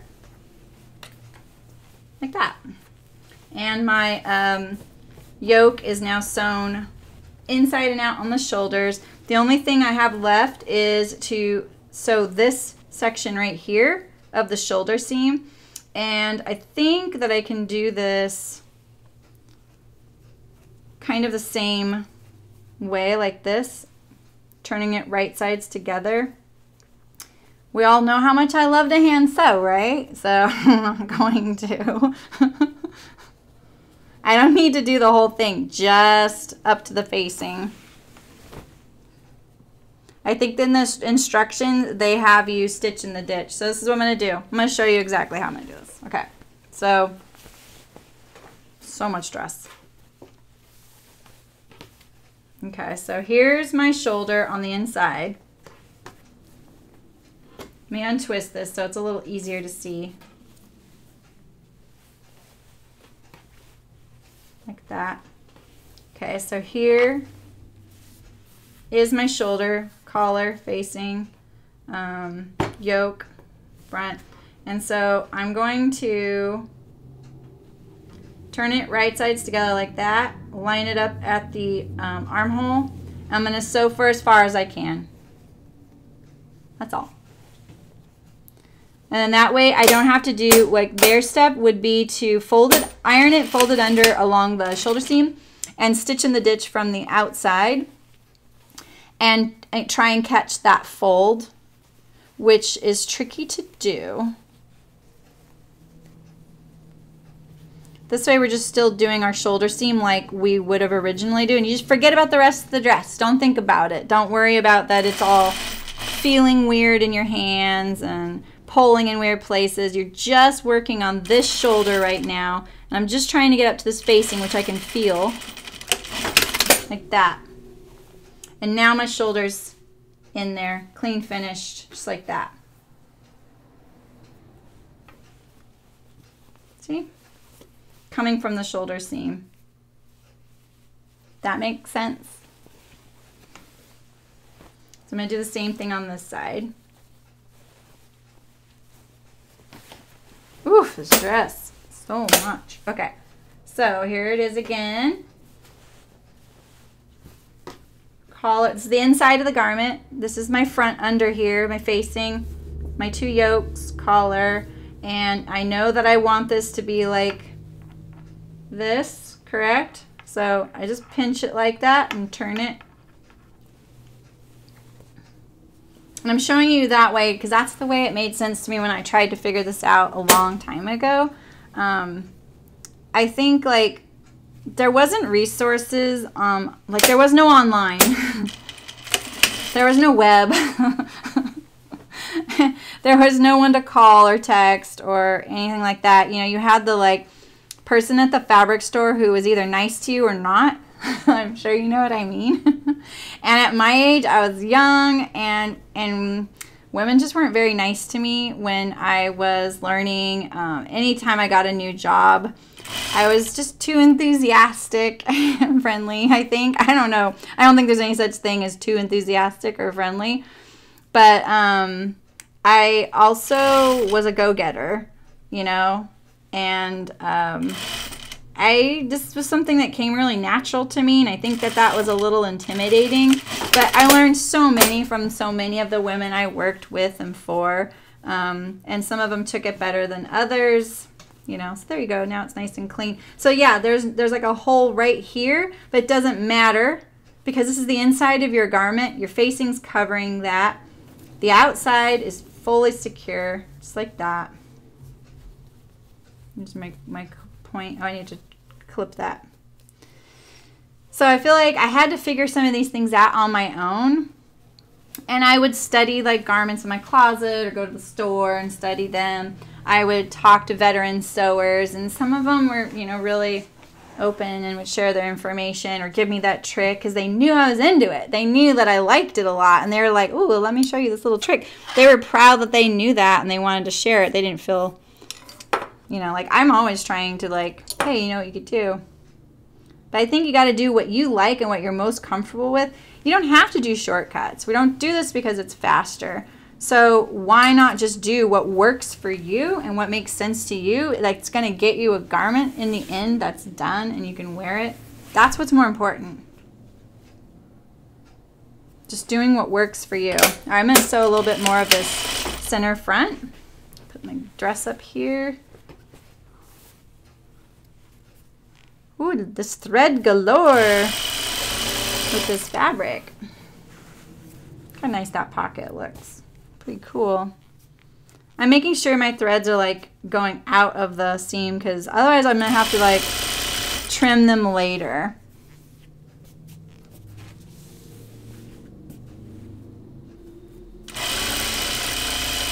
I'm just gonna go down most of the way because I know that this facing is shorter because of the hem treatment we're gonna do. And I'm just gonna go most of the way down here and then we'll look at that later. We'll just carry it on at that time.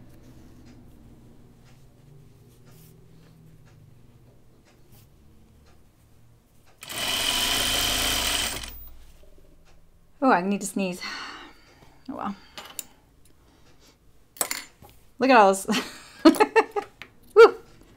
Reminds me of taffeta.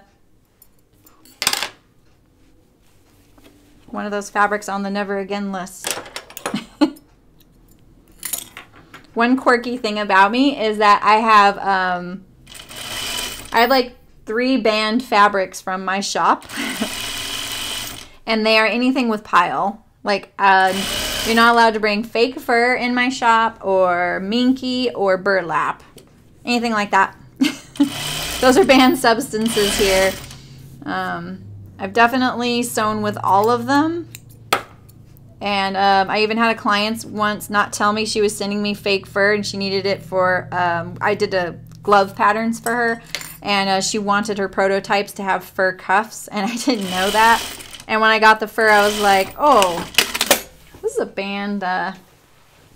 This is a button band. Yeah, so it's a center front opening dress all the way down to the hem. She asked me nicely, and I did it, and I saw fur in my shop for like 6 months. That's why I don't like it. And burlap just makes me itchy. I went on a burlap kit sewing things in burlap, and never again. Just like pollutes my table, doesn't go away. All right, I'm going to sew a little bit further down on this one too. The reason I'm doing that is so I don't have these wingy, like crazy facings hanging out. And then I'm going to do my sleeve seam. We're going to pick the length sleeve that we think we're going to need.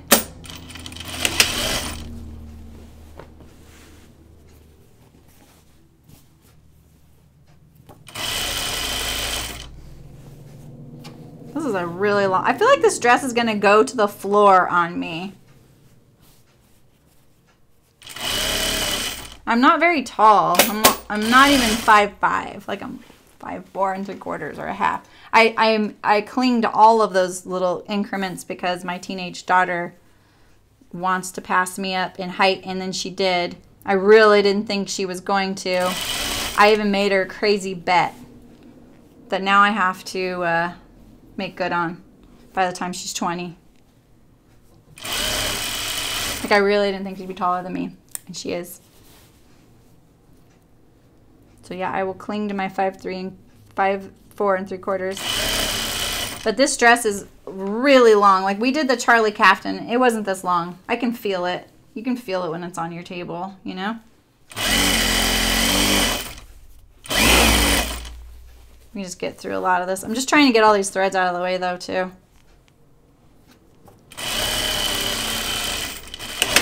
All right, I'm just gonna leave that for our hem later. Kind of look at our, let's look at our collar in our dress. High heel shopping, exactly. I wear clogs, so that helps. See, so this is how the collar will be, like that. I want this to be a little wider, not gonna lie. All right, like that. It's okay. I feel like this is wide, you know what I mean? I'm really picky about this kind of collar treatment. I hope it looks good on me. We'll see. We'll see. I mean, because I didn't do my trick where I would have edge stitched the collar between the back shoulders, it would be easier to, no, once we put the sleeves on, this is kind of like a done deal. Oh well. All right, so I'm going to put my sleeves in the way I like to, which is in a continuous circle. So I don't put them on before my underarm is done. I'm going to put them on right now. I'm going to do my underarms first.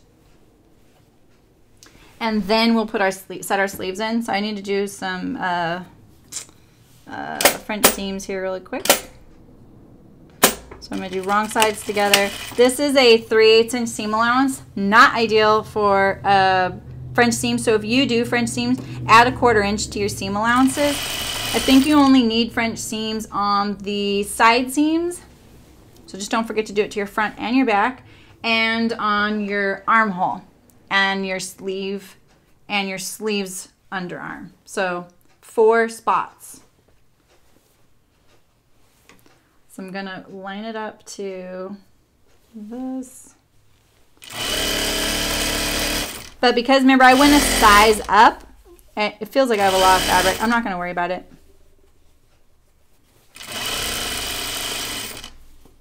But it does make the vent a little trickier.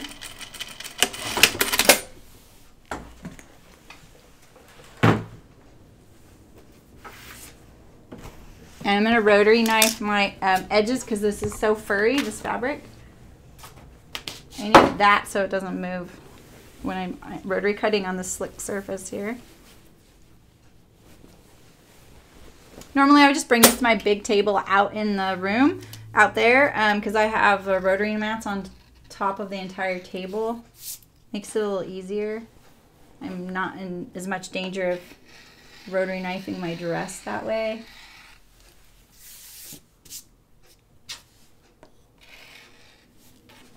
I'm going to do it pretty narrow since I'm trying to stick as close to that original seam allowance as possible. Like I said, it would have been more ideal if I'd added a little extra. But like I said, also, I had planned on doing a serger seam, not the French seam. Best laid plans, right? I'm going to sew this seam right now because obviously it's thready and I don't want it to start fraying while I'm working on the other side. Less handling, the better. I find that with a lot of things that you cut out. It's so nice to like cut out a stack of things, right? All at once. But if you're really not sure you're going to get to some of those items for a while, don't cut them out yet because the fabric can relax or get thready. If it's knit, it can roll. Ooh, that is like the worst. Rolling knits. That makes me want to tear my hair out. And sometimes you can iron that rolled edge and it'll flatten out again, but most of the time it doesn't. Okay, so when you do a French seam with a side vent like this, you need to clip it right at the end of it. And I can't really remember how to do a vent where they have this big wide facing here, so I'll just figure that out later. I'm not worried about it yet.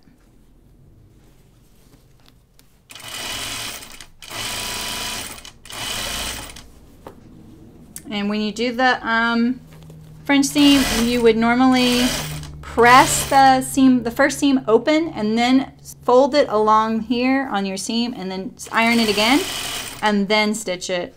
But I'm trying to whiz through these French seams since these seams are so long. And we want to get to our sleeves today. Okay, I'm just going to stop right there. And I need to clip those as well. And then it'll want to lay flat. So the vent must do this where it lays to one side like that. That's why it's got that shape there. I'll look at the instructions at some point. I wasn't worried about that this morning. I was worried about that collar and the waist thingy. And then my serger decided to be angry at me, so then I didn't get to any of that. I couldn't figure it out ahead of time, as it turns out. There's obviously lots of different ways to sew the same thing. There's lots of paths to get you to the same destination, but it's really good to see how the pattern drafter decided they wanted to do it so that you don't get yourself into a pickle later, and that's what I'm doing. I'm like, okay, as long as I do it one of these ways, I'm okay. So I started to serge this one, and I just couldn't do it. I did not like, I thought I'd fixed it, and I didn't. But you can probably see how thick my thread is compared, especially compared to what I'm using right now, right? I don't buy 4 cones of thread for my serger.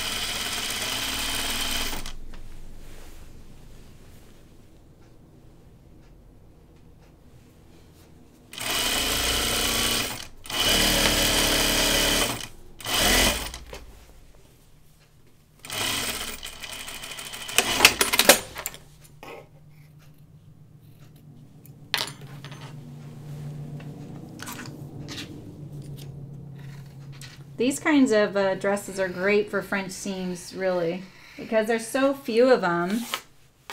And it makes, it's a nice fabric. It's a nice pattern. Why not finish it nice too? Probably if I wasn't in a hurry, I'd take out all that serging.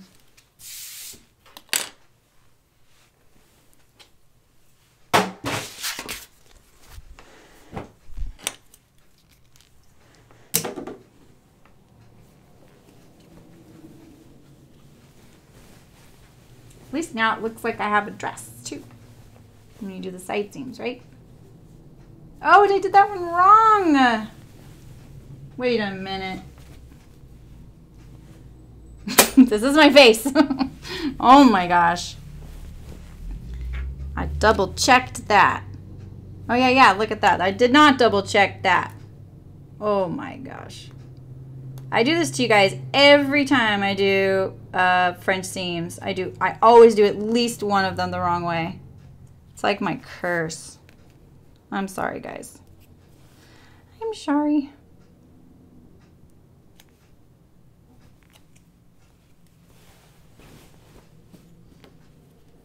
See, if I did it quick and dirty, like, then I'd end up with all these threads. I don't want to deal with those, so I'm just going to do this. This is the way I was taught how to hold a seam ripper, like this, with your thumb here so you can control it. And the old biddy that taught me that, and she was an old biddy, I'm not being mean, I promise. She was terrible. She was so, ugh. I learned a lot from her, and then I got the heck out of there as soon as I could.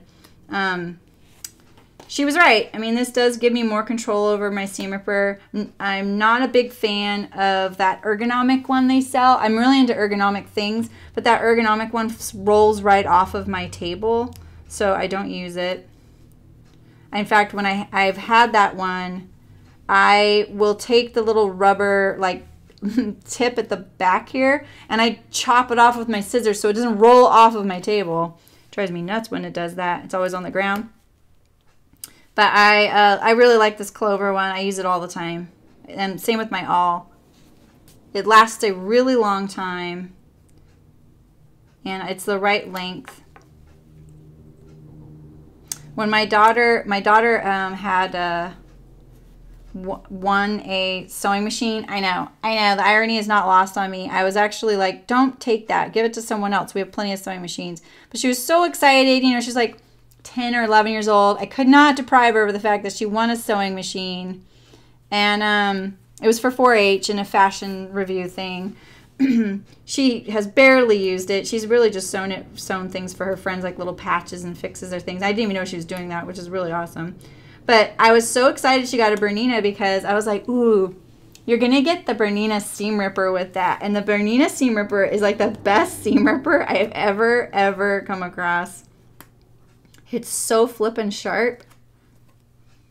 It's so like I hope it's still like that. I don't even know if anyone has a new Bernina. If you got the Bernina seam ripper, I'm jealous.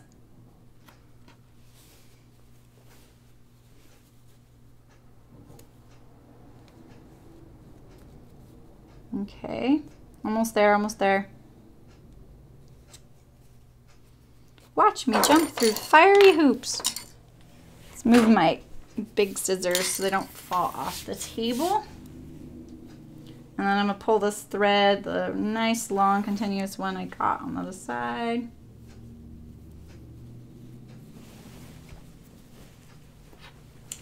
And it never happened. Wrong sides together.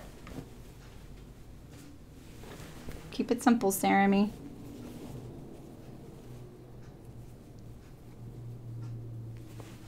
All right, here we go. Back on track. And I'm going to try and like keep this so I don't have to do the trimming again. I have a feeling the seam will end up having a few little threadies poking out. But I want to get that really close since I've already trimmed this seam. I can't use the original seam allowance.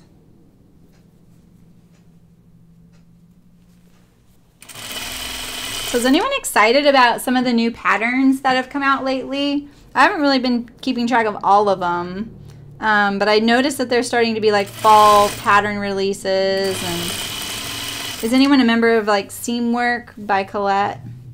Anything like that? Or anything you're like planning on sewing? Someone requested the port side duffel, and I'll totally do that. I'm going to do the Tamarack jacket by Grainline Studio, and they're kind of having a really casual sew-along. And my friend Rebecca, who works at a local fabric store here, and she's a teacher at the junior college as a sewer. I mean, like, she teaches there. She doesn't teach sewing. I'm not sure what she sews or what she teaches there exactly. But she and I are going to do it. But I've never sewn one of those before, and I didn't realize there was welt pockets. I was already like, ooh, I've got to quilt this. I'm not a quilter. Yeah, Christy, I hate to say it, but I agree. Like, I was pretty excited about one pattern company's new thing. And when I saw it, I was like, oh, I just made something almost identical to that by another company. So, you know, I don't want to do another one. I was already a little reluctant to sew that thing because it wasn't my style. But I ended up really liking it. So, yeah, so Christy, I was thinking about doing a vest version. No sleeves, because I want more vests in my life. But if you guys want sleeves, maybe I could just do two. I could do one with sleeves and do the vest on my own. So I was like, okay, that's my fourth backup plan yesterday. I'll do the tamarack. And I was really excited to do that. I was like, ooh, this is something I actually really want. And when I thought about doing a vest version, I was like, oh, yeah, I'm going to do that. I'm going to take a drink really quick. And, but then, you know, I was like, oh, I have all this extra denim. I'll make a denim vest. And then I thought, see, I'm not a quilter. Right? I am not a quilter. And when I thought about it, I was like, this denim has stretch in it. I feel like I'm setting myself up for some real struggle. So, oh, I just dripped water on my dress all over. I think I got more water on my dress than in my mouth. Oh, well. Oh, yeah, that taper V-neck looks pretty cool. I love V-necks. I think someone else said they love V-necks here. I'm a big sucker for V-necks. Everything I sew probably will have a V-neck. I've always been kind of busty, and I feel like that breaks it up, you know. Oh, hi, Christina. Oh, yeah. Why did so the mid-rise version didn't fit you because it was too low? Like you didn't like the fit because of that? So that's why you're going to try the high-rise version? I've seen the Emerson. Can't remember now what it looks like. There's a couple of pant patterns out there that are really popular, like the Persephone and the Landon. And I honestly don't like the fit of either of those every time I see them. There are some serious fit issues happening for me on those. Sorry. I'm really sorry if someone sees that and they're like, don't besmirch the name of the Landon pen or the Persephone. But like, they're, yeah, I don't know. And the Emerson, I can't remember. Yeah, and I got the was it Closet Case that just did the denim sale, the Cone Mill denim sale. I bought a bunch of that, so I'm gonna make more ginger jeans.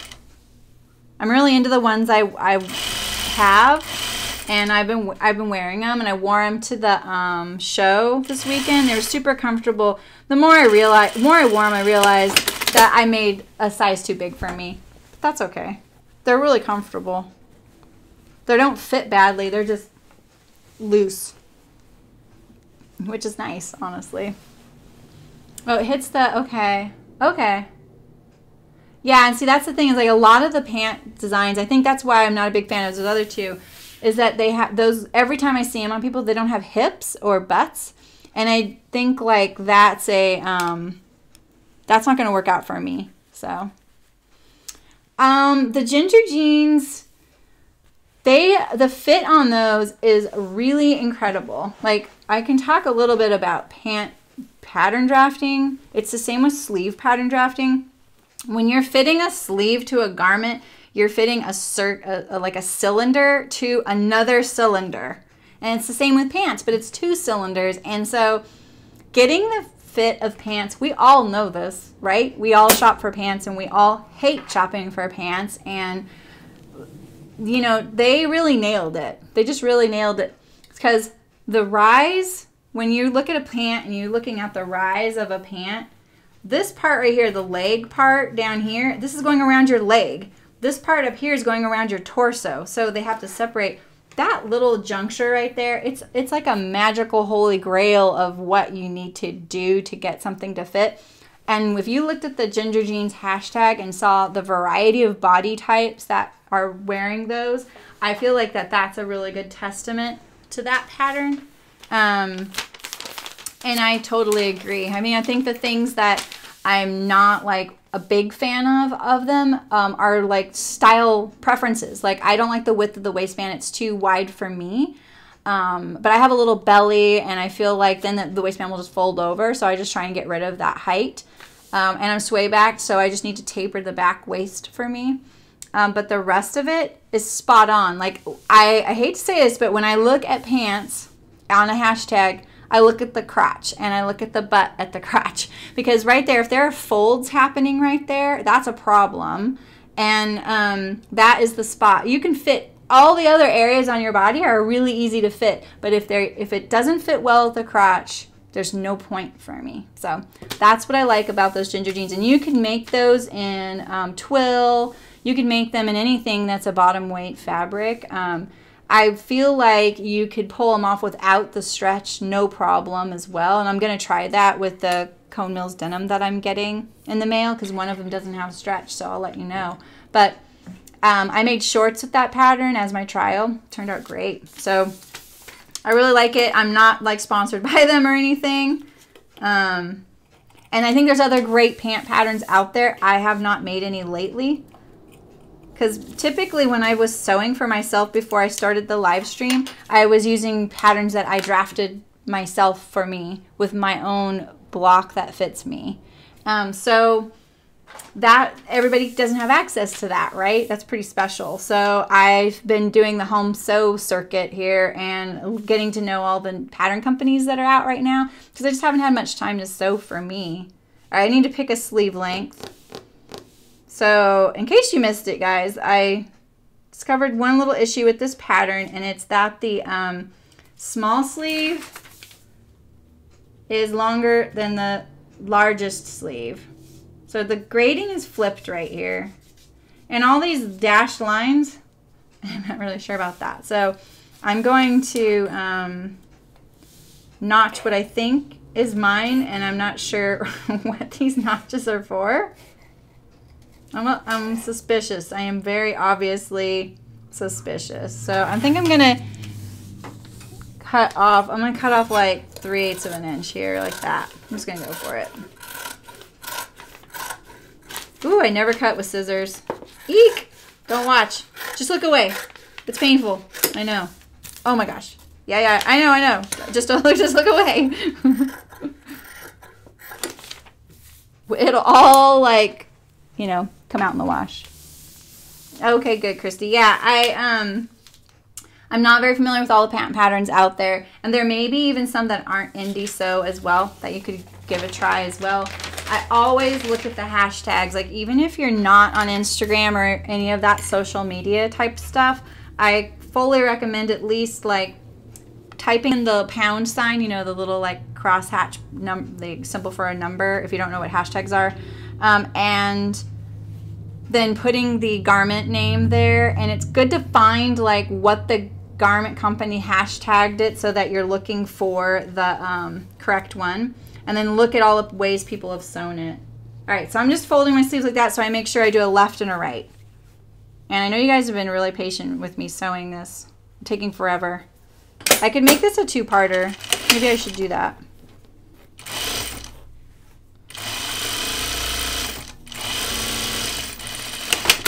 I have to do the French seam here.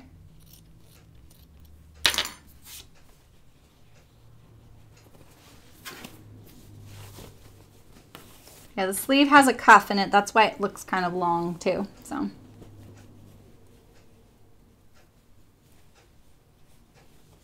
And I think the Ginger Jeans sewing instructions are pretty good.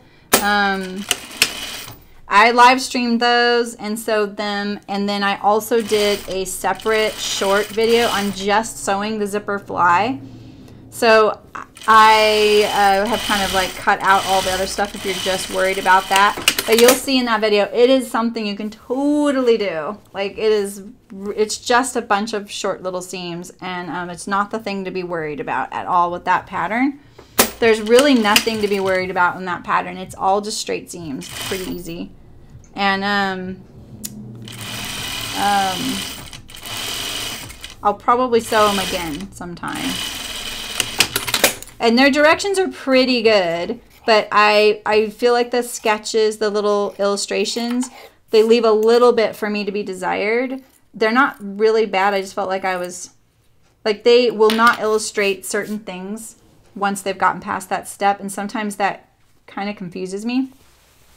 And the other thing is the way they lay it out on the page. You go down one column, then back up onto the other side. And so a lot of times, because I was looking at the digital copy on the computer screen, I would keep going past the page, and I was like, whoa, where am I? And that was just my own little thing. You know, like I'm probably rushing. You know, when I printed it out, it was a little more clear because, you know, I ended the column and I knew there was a half a page to the right of that. So. But, you know, you could sit here and pause me and sew along with me. The thing that makes me nervous when I sew pants, and you'll see it in that video, is the waistband. Waistbands always make me nervous, and I was procrastinating, and you guys all had to be like, dude, get a move on. All right, so now my notches are gone. So let's look at our... I'm just going to kind of look and see, like, what I think you do here is you, right? Is that what you do? I think all you do is, let's look at the directions really quick. Let's see. Yeah, you sew the hem of the sleeve there.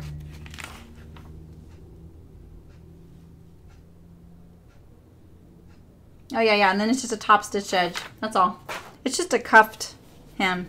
So I think, like, as long as you have enough to where you're going to cover that original stitch line, that's what I would do. This looks really long for me. Let's try it. I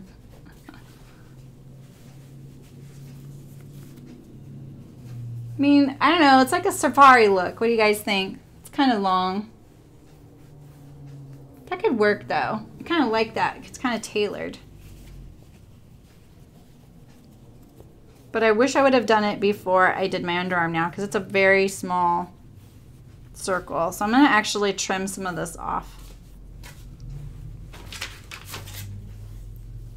I'm not going to fold it as much, so I'm going to trim a little bit.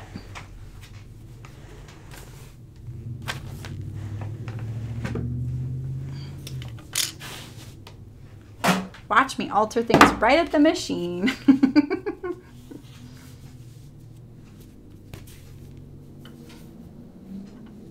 I was looking for a ruler.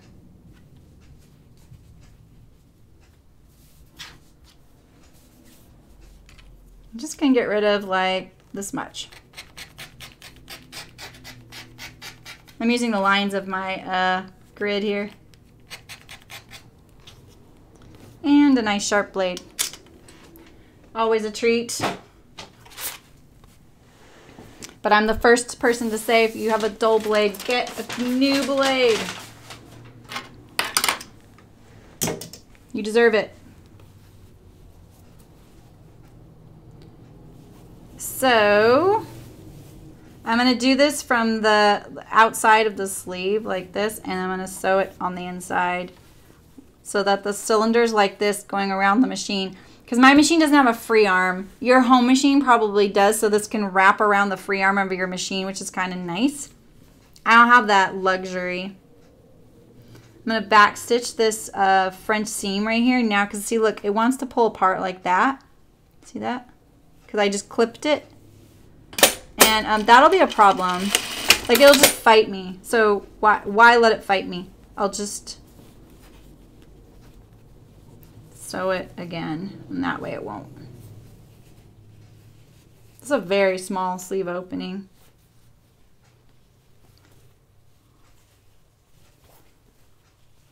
So the reason I made it shorter is that way it doesn't have to turn up as much. I'm gonna make sure I get it symmetrical all the way around. If you cut it on green, it should be pretty well behaved. And then I'm going to just pin it in a couple of spots so that it stays there. that. Since there's no flare to the sleeve, it shouldn't be a problem sewing it down. So that's the back of my sleeve. This is the back of my sleeve. This is the back of my sleeve. I'm going to push my seam allowance to the back. Because when I do it in the armhole, that's what I'm going to want, is the seam allowance to the back. All right, there we go. Because it's on grain, there's no flare to the sleeve. I'm not going to have to pin this. Just pinning it in those anchor points. Trying to be consistent. And then the other aspect of this is that when you cuff the sleeve up, it's going to cover the seam up. So if it's a tiny bit wiggly, you're not going to let it get wiggly though, right? Because your machine, you can trust the straightness of your machine. It's so straighter than we do naturally.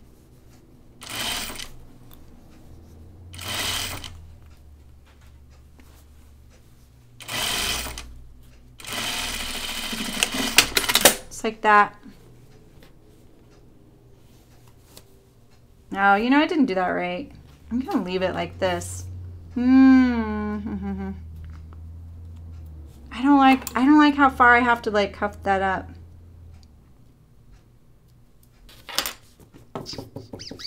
See, what this should be is way up here. I won't do it, sorry. I just confused myself with another sleeve that I've just sewed a few times recently, sorry. I told you this stream was going to be a little bit of a struggle for me today. I've never sewn this garment before. Yeah, so maybe I'll look for stuff for my tamarack and get that all ready. Now, do you guys want me to, I know only one of you said, yeah, do the tamarack, but I could pre-quilt. I think what I'm going to do is pre-quilt all the pieces but like one, so that you don't have to sit there watching me quilt it all, but you can see like part of it being quilted. And then I've never done it before either, so it'll be a learning experience. And then we can just assemble the jacket together. I was just going to do like a vest version without the welt pockets, but maybe I could do one with the welt pockets and one without. Because I think like that garment, the trickiest thing about that garment besides the quilting is the welt pockets. Like those things definitely struck the fear in me when I was a new sewer. And they were always like the final exam on sewing things like in class or whatever was sewing a welt pocket, you know? And they really don't have to be that intimidating, but it is something that can be a little bit tricky to sew, especially going through all those layers of quilted fabric. And I was proposing to do it with denim. That's why I was like, okay, I won't do a welt pocket with a denim outer then, just because I felt like that might be a little bit trickier. And that denim tends to be a little thready. I have some like wool plaids that I bought in Scotland. That would be kind of fun. I think I might have enough for a vest that I've had for forever. One of them is my family plaid, so that would be kind of fun. Be kind of kooky, but kind of fun. All right, so I'm gonna fold this up much more like that. You might want to iron this. This is really far up there. But like I said, if it's straight and on grain and no flare, it'll want to lay there. It's not going to really want to shift around a lot because there's not really the opportunity for it. Just want to make sure that it's parallel, which is why I flip it this way and kind of look at it. Make sure. This would be nice. If you have a free arm machine, this will be a much easier thing to sew than on mine. But it's not impossible. See, it's right there. I'm gonna anchor that one.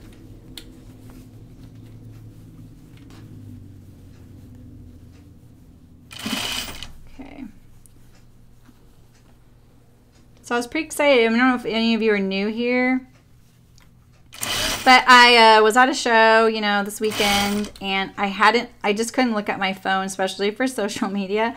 And then I finally, like Saturday morning, the second day of or the Sunday morning maybe. The second day of the show is always easier. Because I don't have to like set up a cash register, and mine had failed, so I was like busy doing that. So that morning is always a little bit of a scramble, getting your price tags and everything. And so then when I looked the next time on my So-So account, I had 71 new followers. I was like, what the heck? This is a pretty brand new account. I can't be as active on here as I'd like to be. I love it. And it's like my primary little guilty pleasure account right now. But there was so many new followers I couldn't look back to see who tagged me. I finally figured it out, and it was Sewing and Design School, which is kind of fun. So if you're new here, welcome. Should have said that sooner, huh? I do this every Thursday and Saturday. I don't usually stream for this long, but this dress is taking me a little longer. There we go. See how my back tack's messy? That's why I don't do it. I've got some threads from my French seams.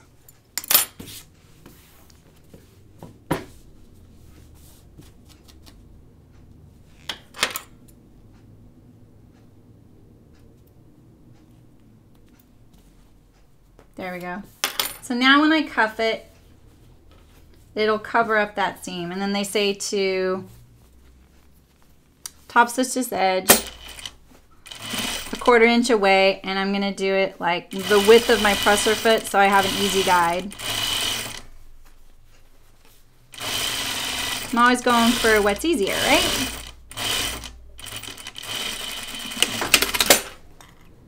And do any of you listen to the Love to Sew podcast? I don't really listen to or watch a lot of podcasts, unfortunately. It'd be great if I did, just because so many really awesome people share what they buy from Chicken Boots there, and I love that. I just can't keep up with all of them. But a friend told me about it, and so I checked it out, and I was like, oh, this is kind of fun, and maybe I'll start like getting in the swing of like what's going on in the home sewing world and all the patterns, and because I would like to sew things people are excited about, so that they're actually things that you want to do. I just was resewing that underarm right there, the one that, because remember I trimmed off my hem. So I just secured my back tack right there, that's all. And now I'm going to make sure this sleeve is the same length as the other one.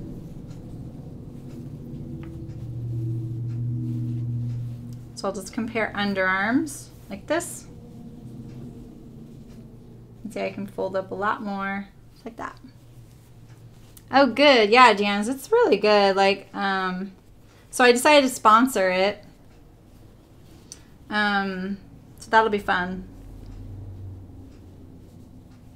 I don't know why. I'm like, I don't like make money to do this. I'm just enjoying it. And it would be just nice to have a bunch of other, you know, like get a community of people here.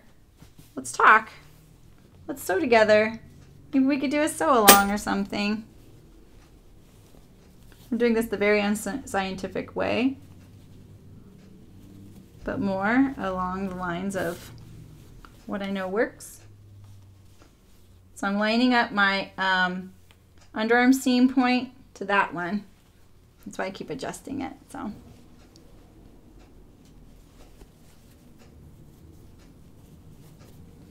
Yeah, I think there's more than just sewers on that show as well, like people who listen to it. All right.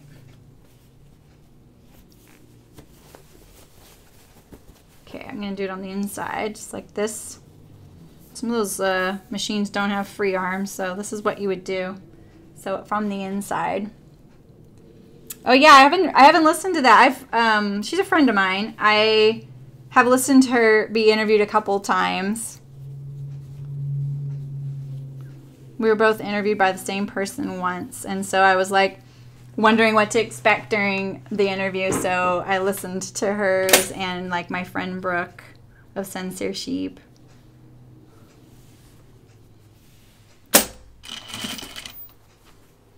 I rode with Karen once up to Madrona. Like I gave her a ride in my car. Actually, I think I gave her a ride home in my car. And she's a really nice person.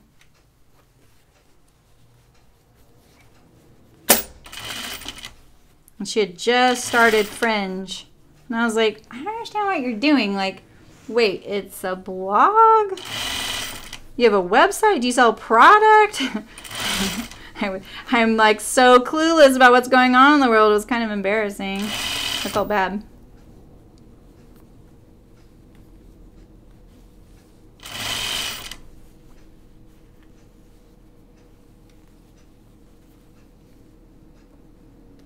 She even came to Chicken Boots once in Chico because we were talking about something. I don't think manufacturing is her favorite aspect. She and I definitely shared our woes with it. It's definitely not easy. All right. Let's do the, why does that look wiggly?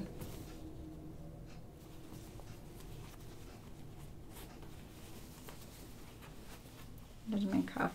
Not really big. I'm not going to say anything. I'm not a big fan of top stitching there.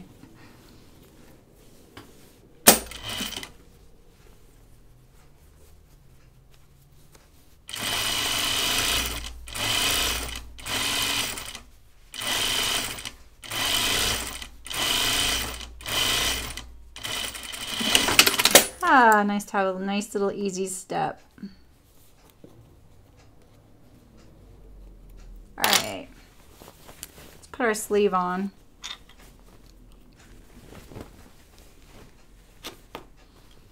So let's see, does it have ease in the sleeve? What's this one? This is the front.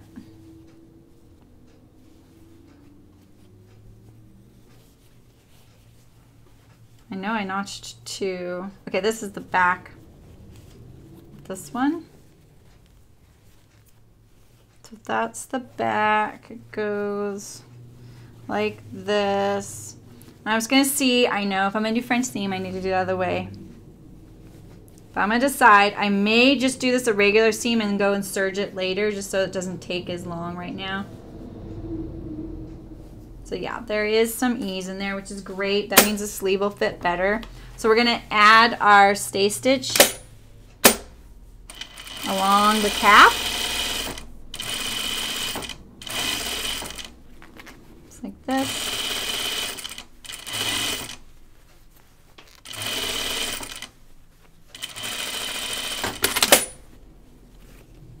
And then we just pull up the bobbin or the top. Just always pick the same one, that way you always know in your head, you know. It makes it a little easier. So you pull it, get rid of some of that excess.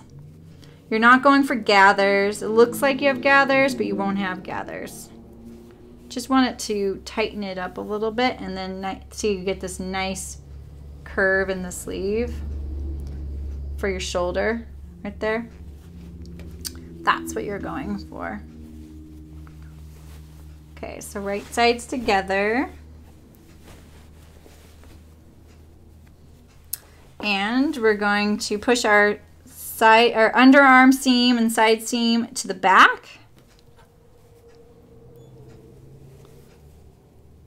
which makes it a little bulky. If your fabric is thicker and it's much bulkier and you don't like that, you can push the front, the underarm seam of the sleeve to the front, like just stagger it like here.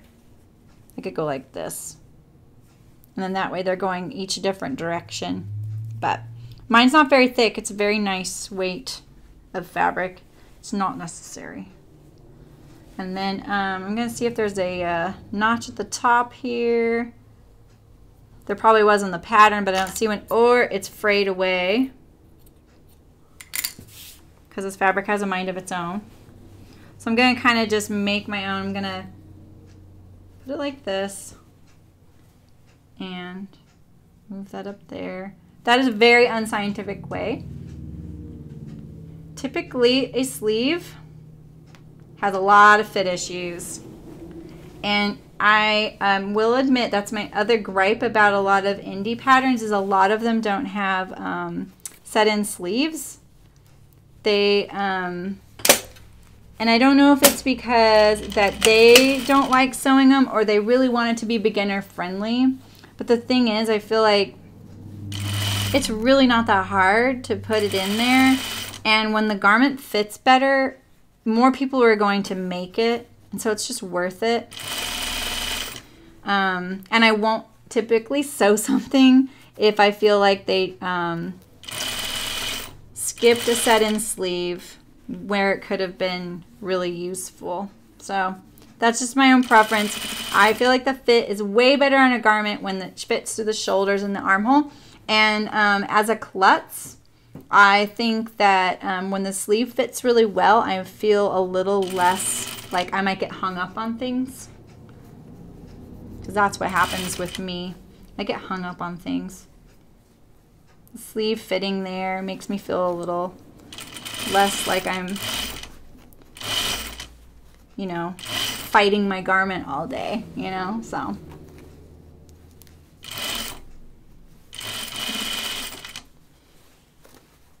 So it's just like the cuff. I'm doing this, the circle from the inside. Like I said, if you have a free arm, you can sew it the other way.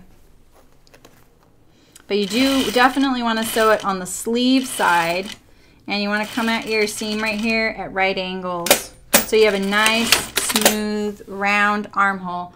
That's why I like putting the sleeve on afterward, after the underarm is sewn, because it actually fits better because the sleeve now operates like this. Rather than it being like doing the underarm of the sleeve and the garment all the way down, then you have this like line that kind of pulls. Very picky, I know, but that it's like such a simple, subtle thing to do to make it fit better. So that is not a tuck, it's just where it's pulled. And now what I'm gonna do is I'm gonna pull out my stay stitch because then it'll relax a little bit more. And I just like pull, pull, pull, and it just comes right out. And then that way it won't show on the right side just in case I missed it like I had in that one little spot right there. So now it's gone. You don't have to remove yours. I like to do it. Here we go. Looking good, huh?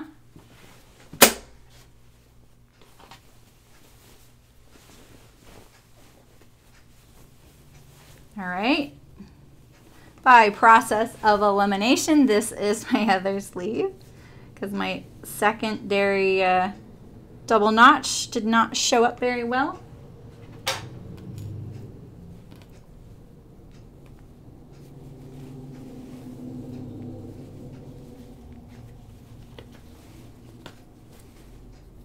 I wonder if you could do elastic waist. If you covered it up with a belt or something, then it wouldn't be, you know, noticeable. I'm gonna put my stay stitch in for the easing.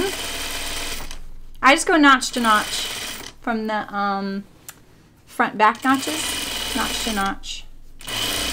There's probably notches on the sleeve where you would specifically do that. I'm just trying to cut things out as quickly as possible. When I cut things out, I cut a lot of stuff out here. And I skip the things I know to figure out myself. It's okay if you go to the directional notches, like the front back notches. You don't have to like gather down there. Keep it all still at the cap.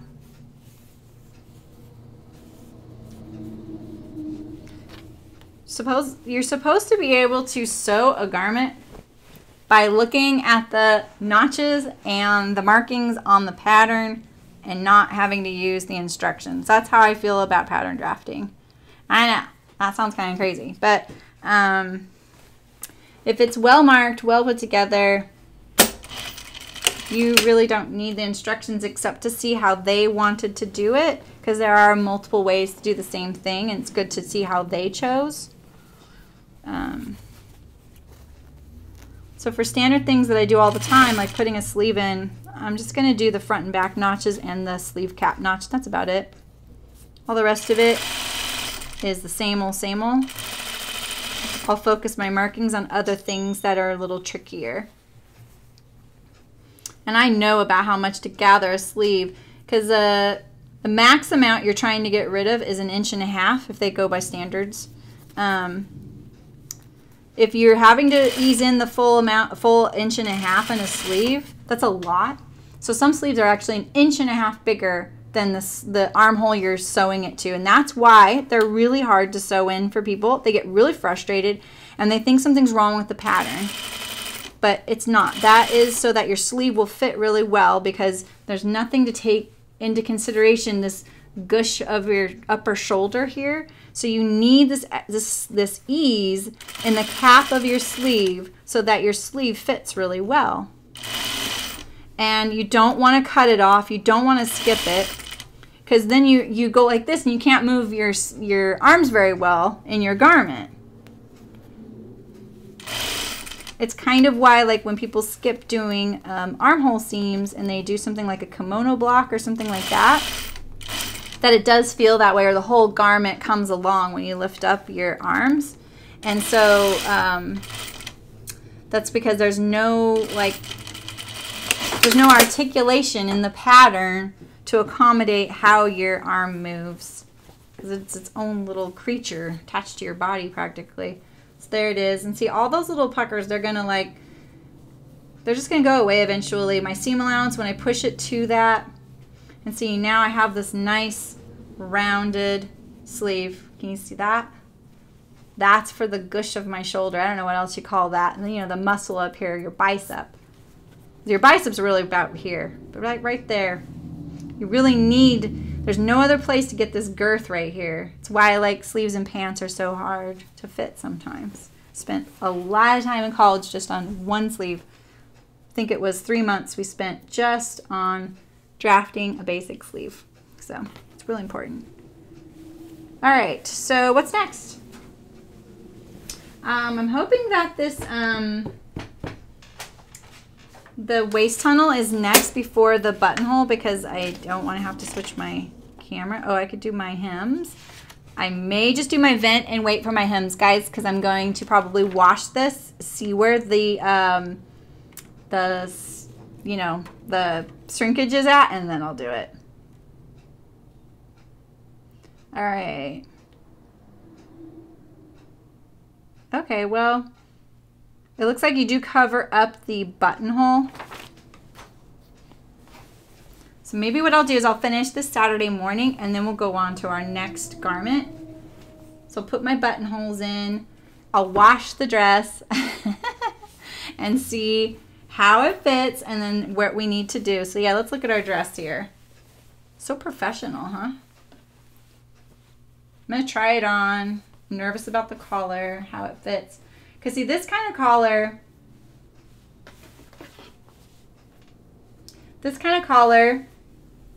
is supposed to be able to fit you even if you did this. Kind of like that. And it doesn't look like it does that. That's why I'm a little worried about it. I don't want 70s wings. I'm still scarred from that look. And once I have like this all ironed and understitched, and then here's our cuff. It's kind of safari-esque, which is funny because my husband needs a safari costume for Halloween, what he and his coworkers are doing. All right, what do you guys think? Bye, Janice. I'll see you Saturday, hopefully. Whatever works for you. Sorry this took so long. It was a little bit of a slog today, guys. All right. It's not bad. I like it. The color does not look blue on the screen there. It does when my hands are in there. Can you see the neon slubs? All right. Well, you can rewatch this if you like. And just know, like, anytime you watch my videos, if there's a pause at the beginning, just fast forward through that. Just slide the bar, because sometimes I have like an opening screen and it takes a little long to get to the good part. And, you know, you can sign up for the newsletter if you go to the Chicken Boots website. It's on a live sewing stream tab, the So Live, and you can sign up for it down there. Follow me on Instagram, leave a like, comment on the videos. It really helps me. You can send an email, sosolive@gmail.com, if you want to make any requests of things you want me to sew. I'm open to it. I'm getting too many clothes for me, so it would be really nice to have some other items to sew. So I'm really glad you guys came. Thank you. And I'm hoping that all my plans work out for the Saturday stream, because it's already ready. And hopefully that all those things will be sorted out. And we'll get our details of our tamarack and our other things together. So bye guys. Thanks for coming. And I'll see you Saturday, 11 a.m. Pacific. Thanks. Bye. Where's my mouse? Where's my mouse? There we go. Bye.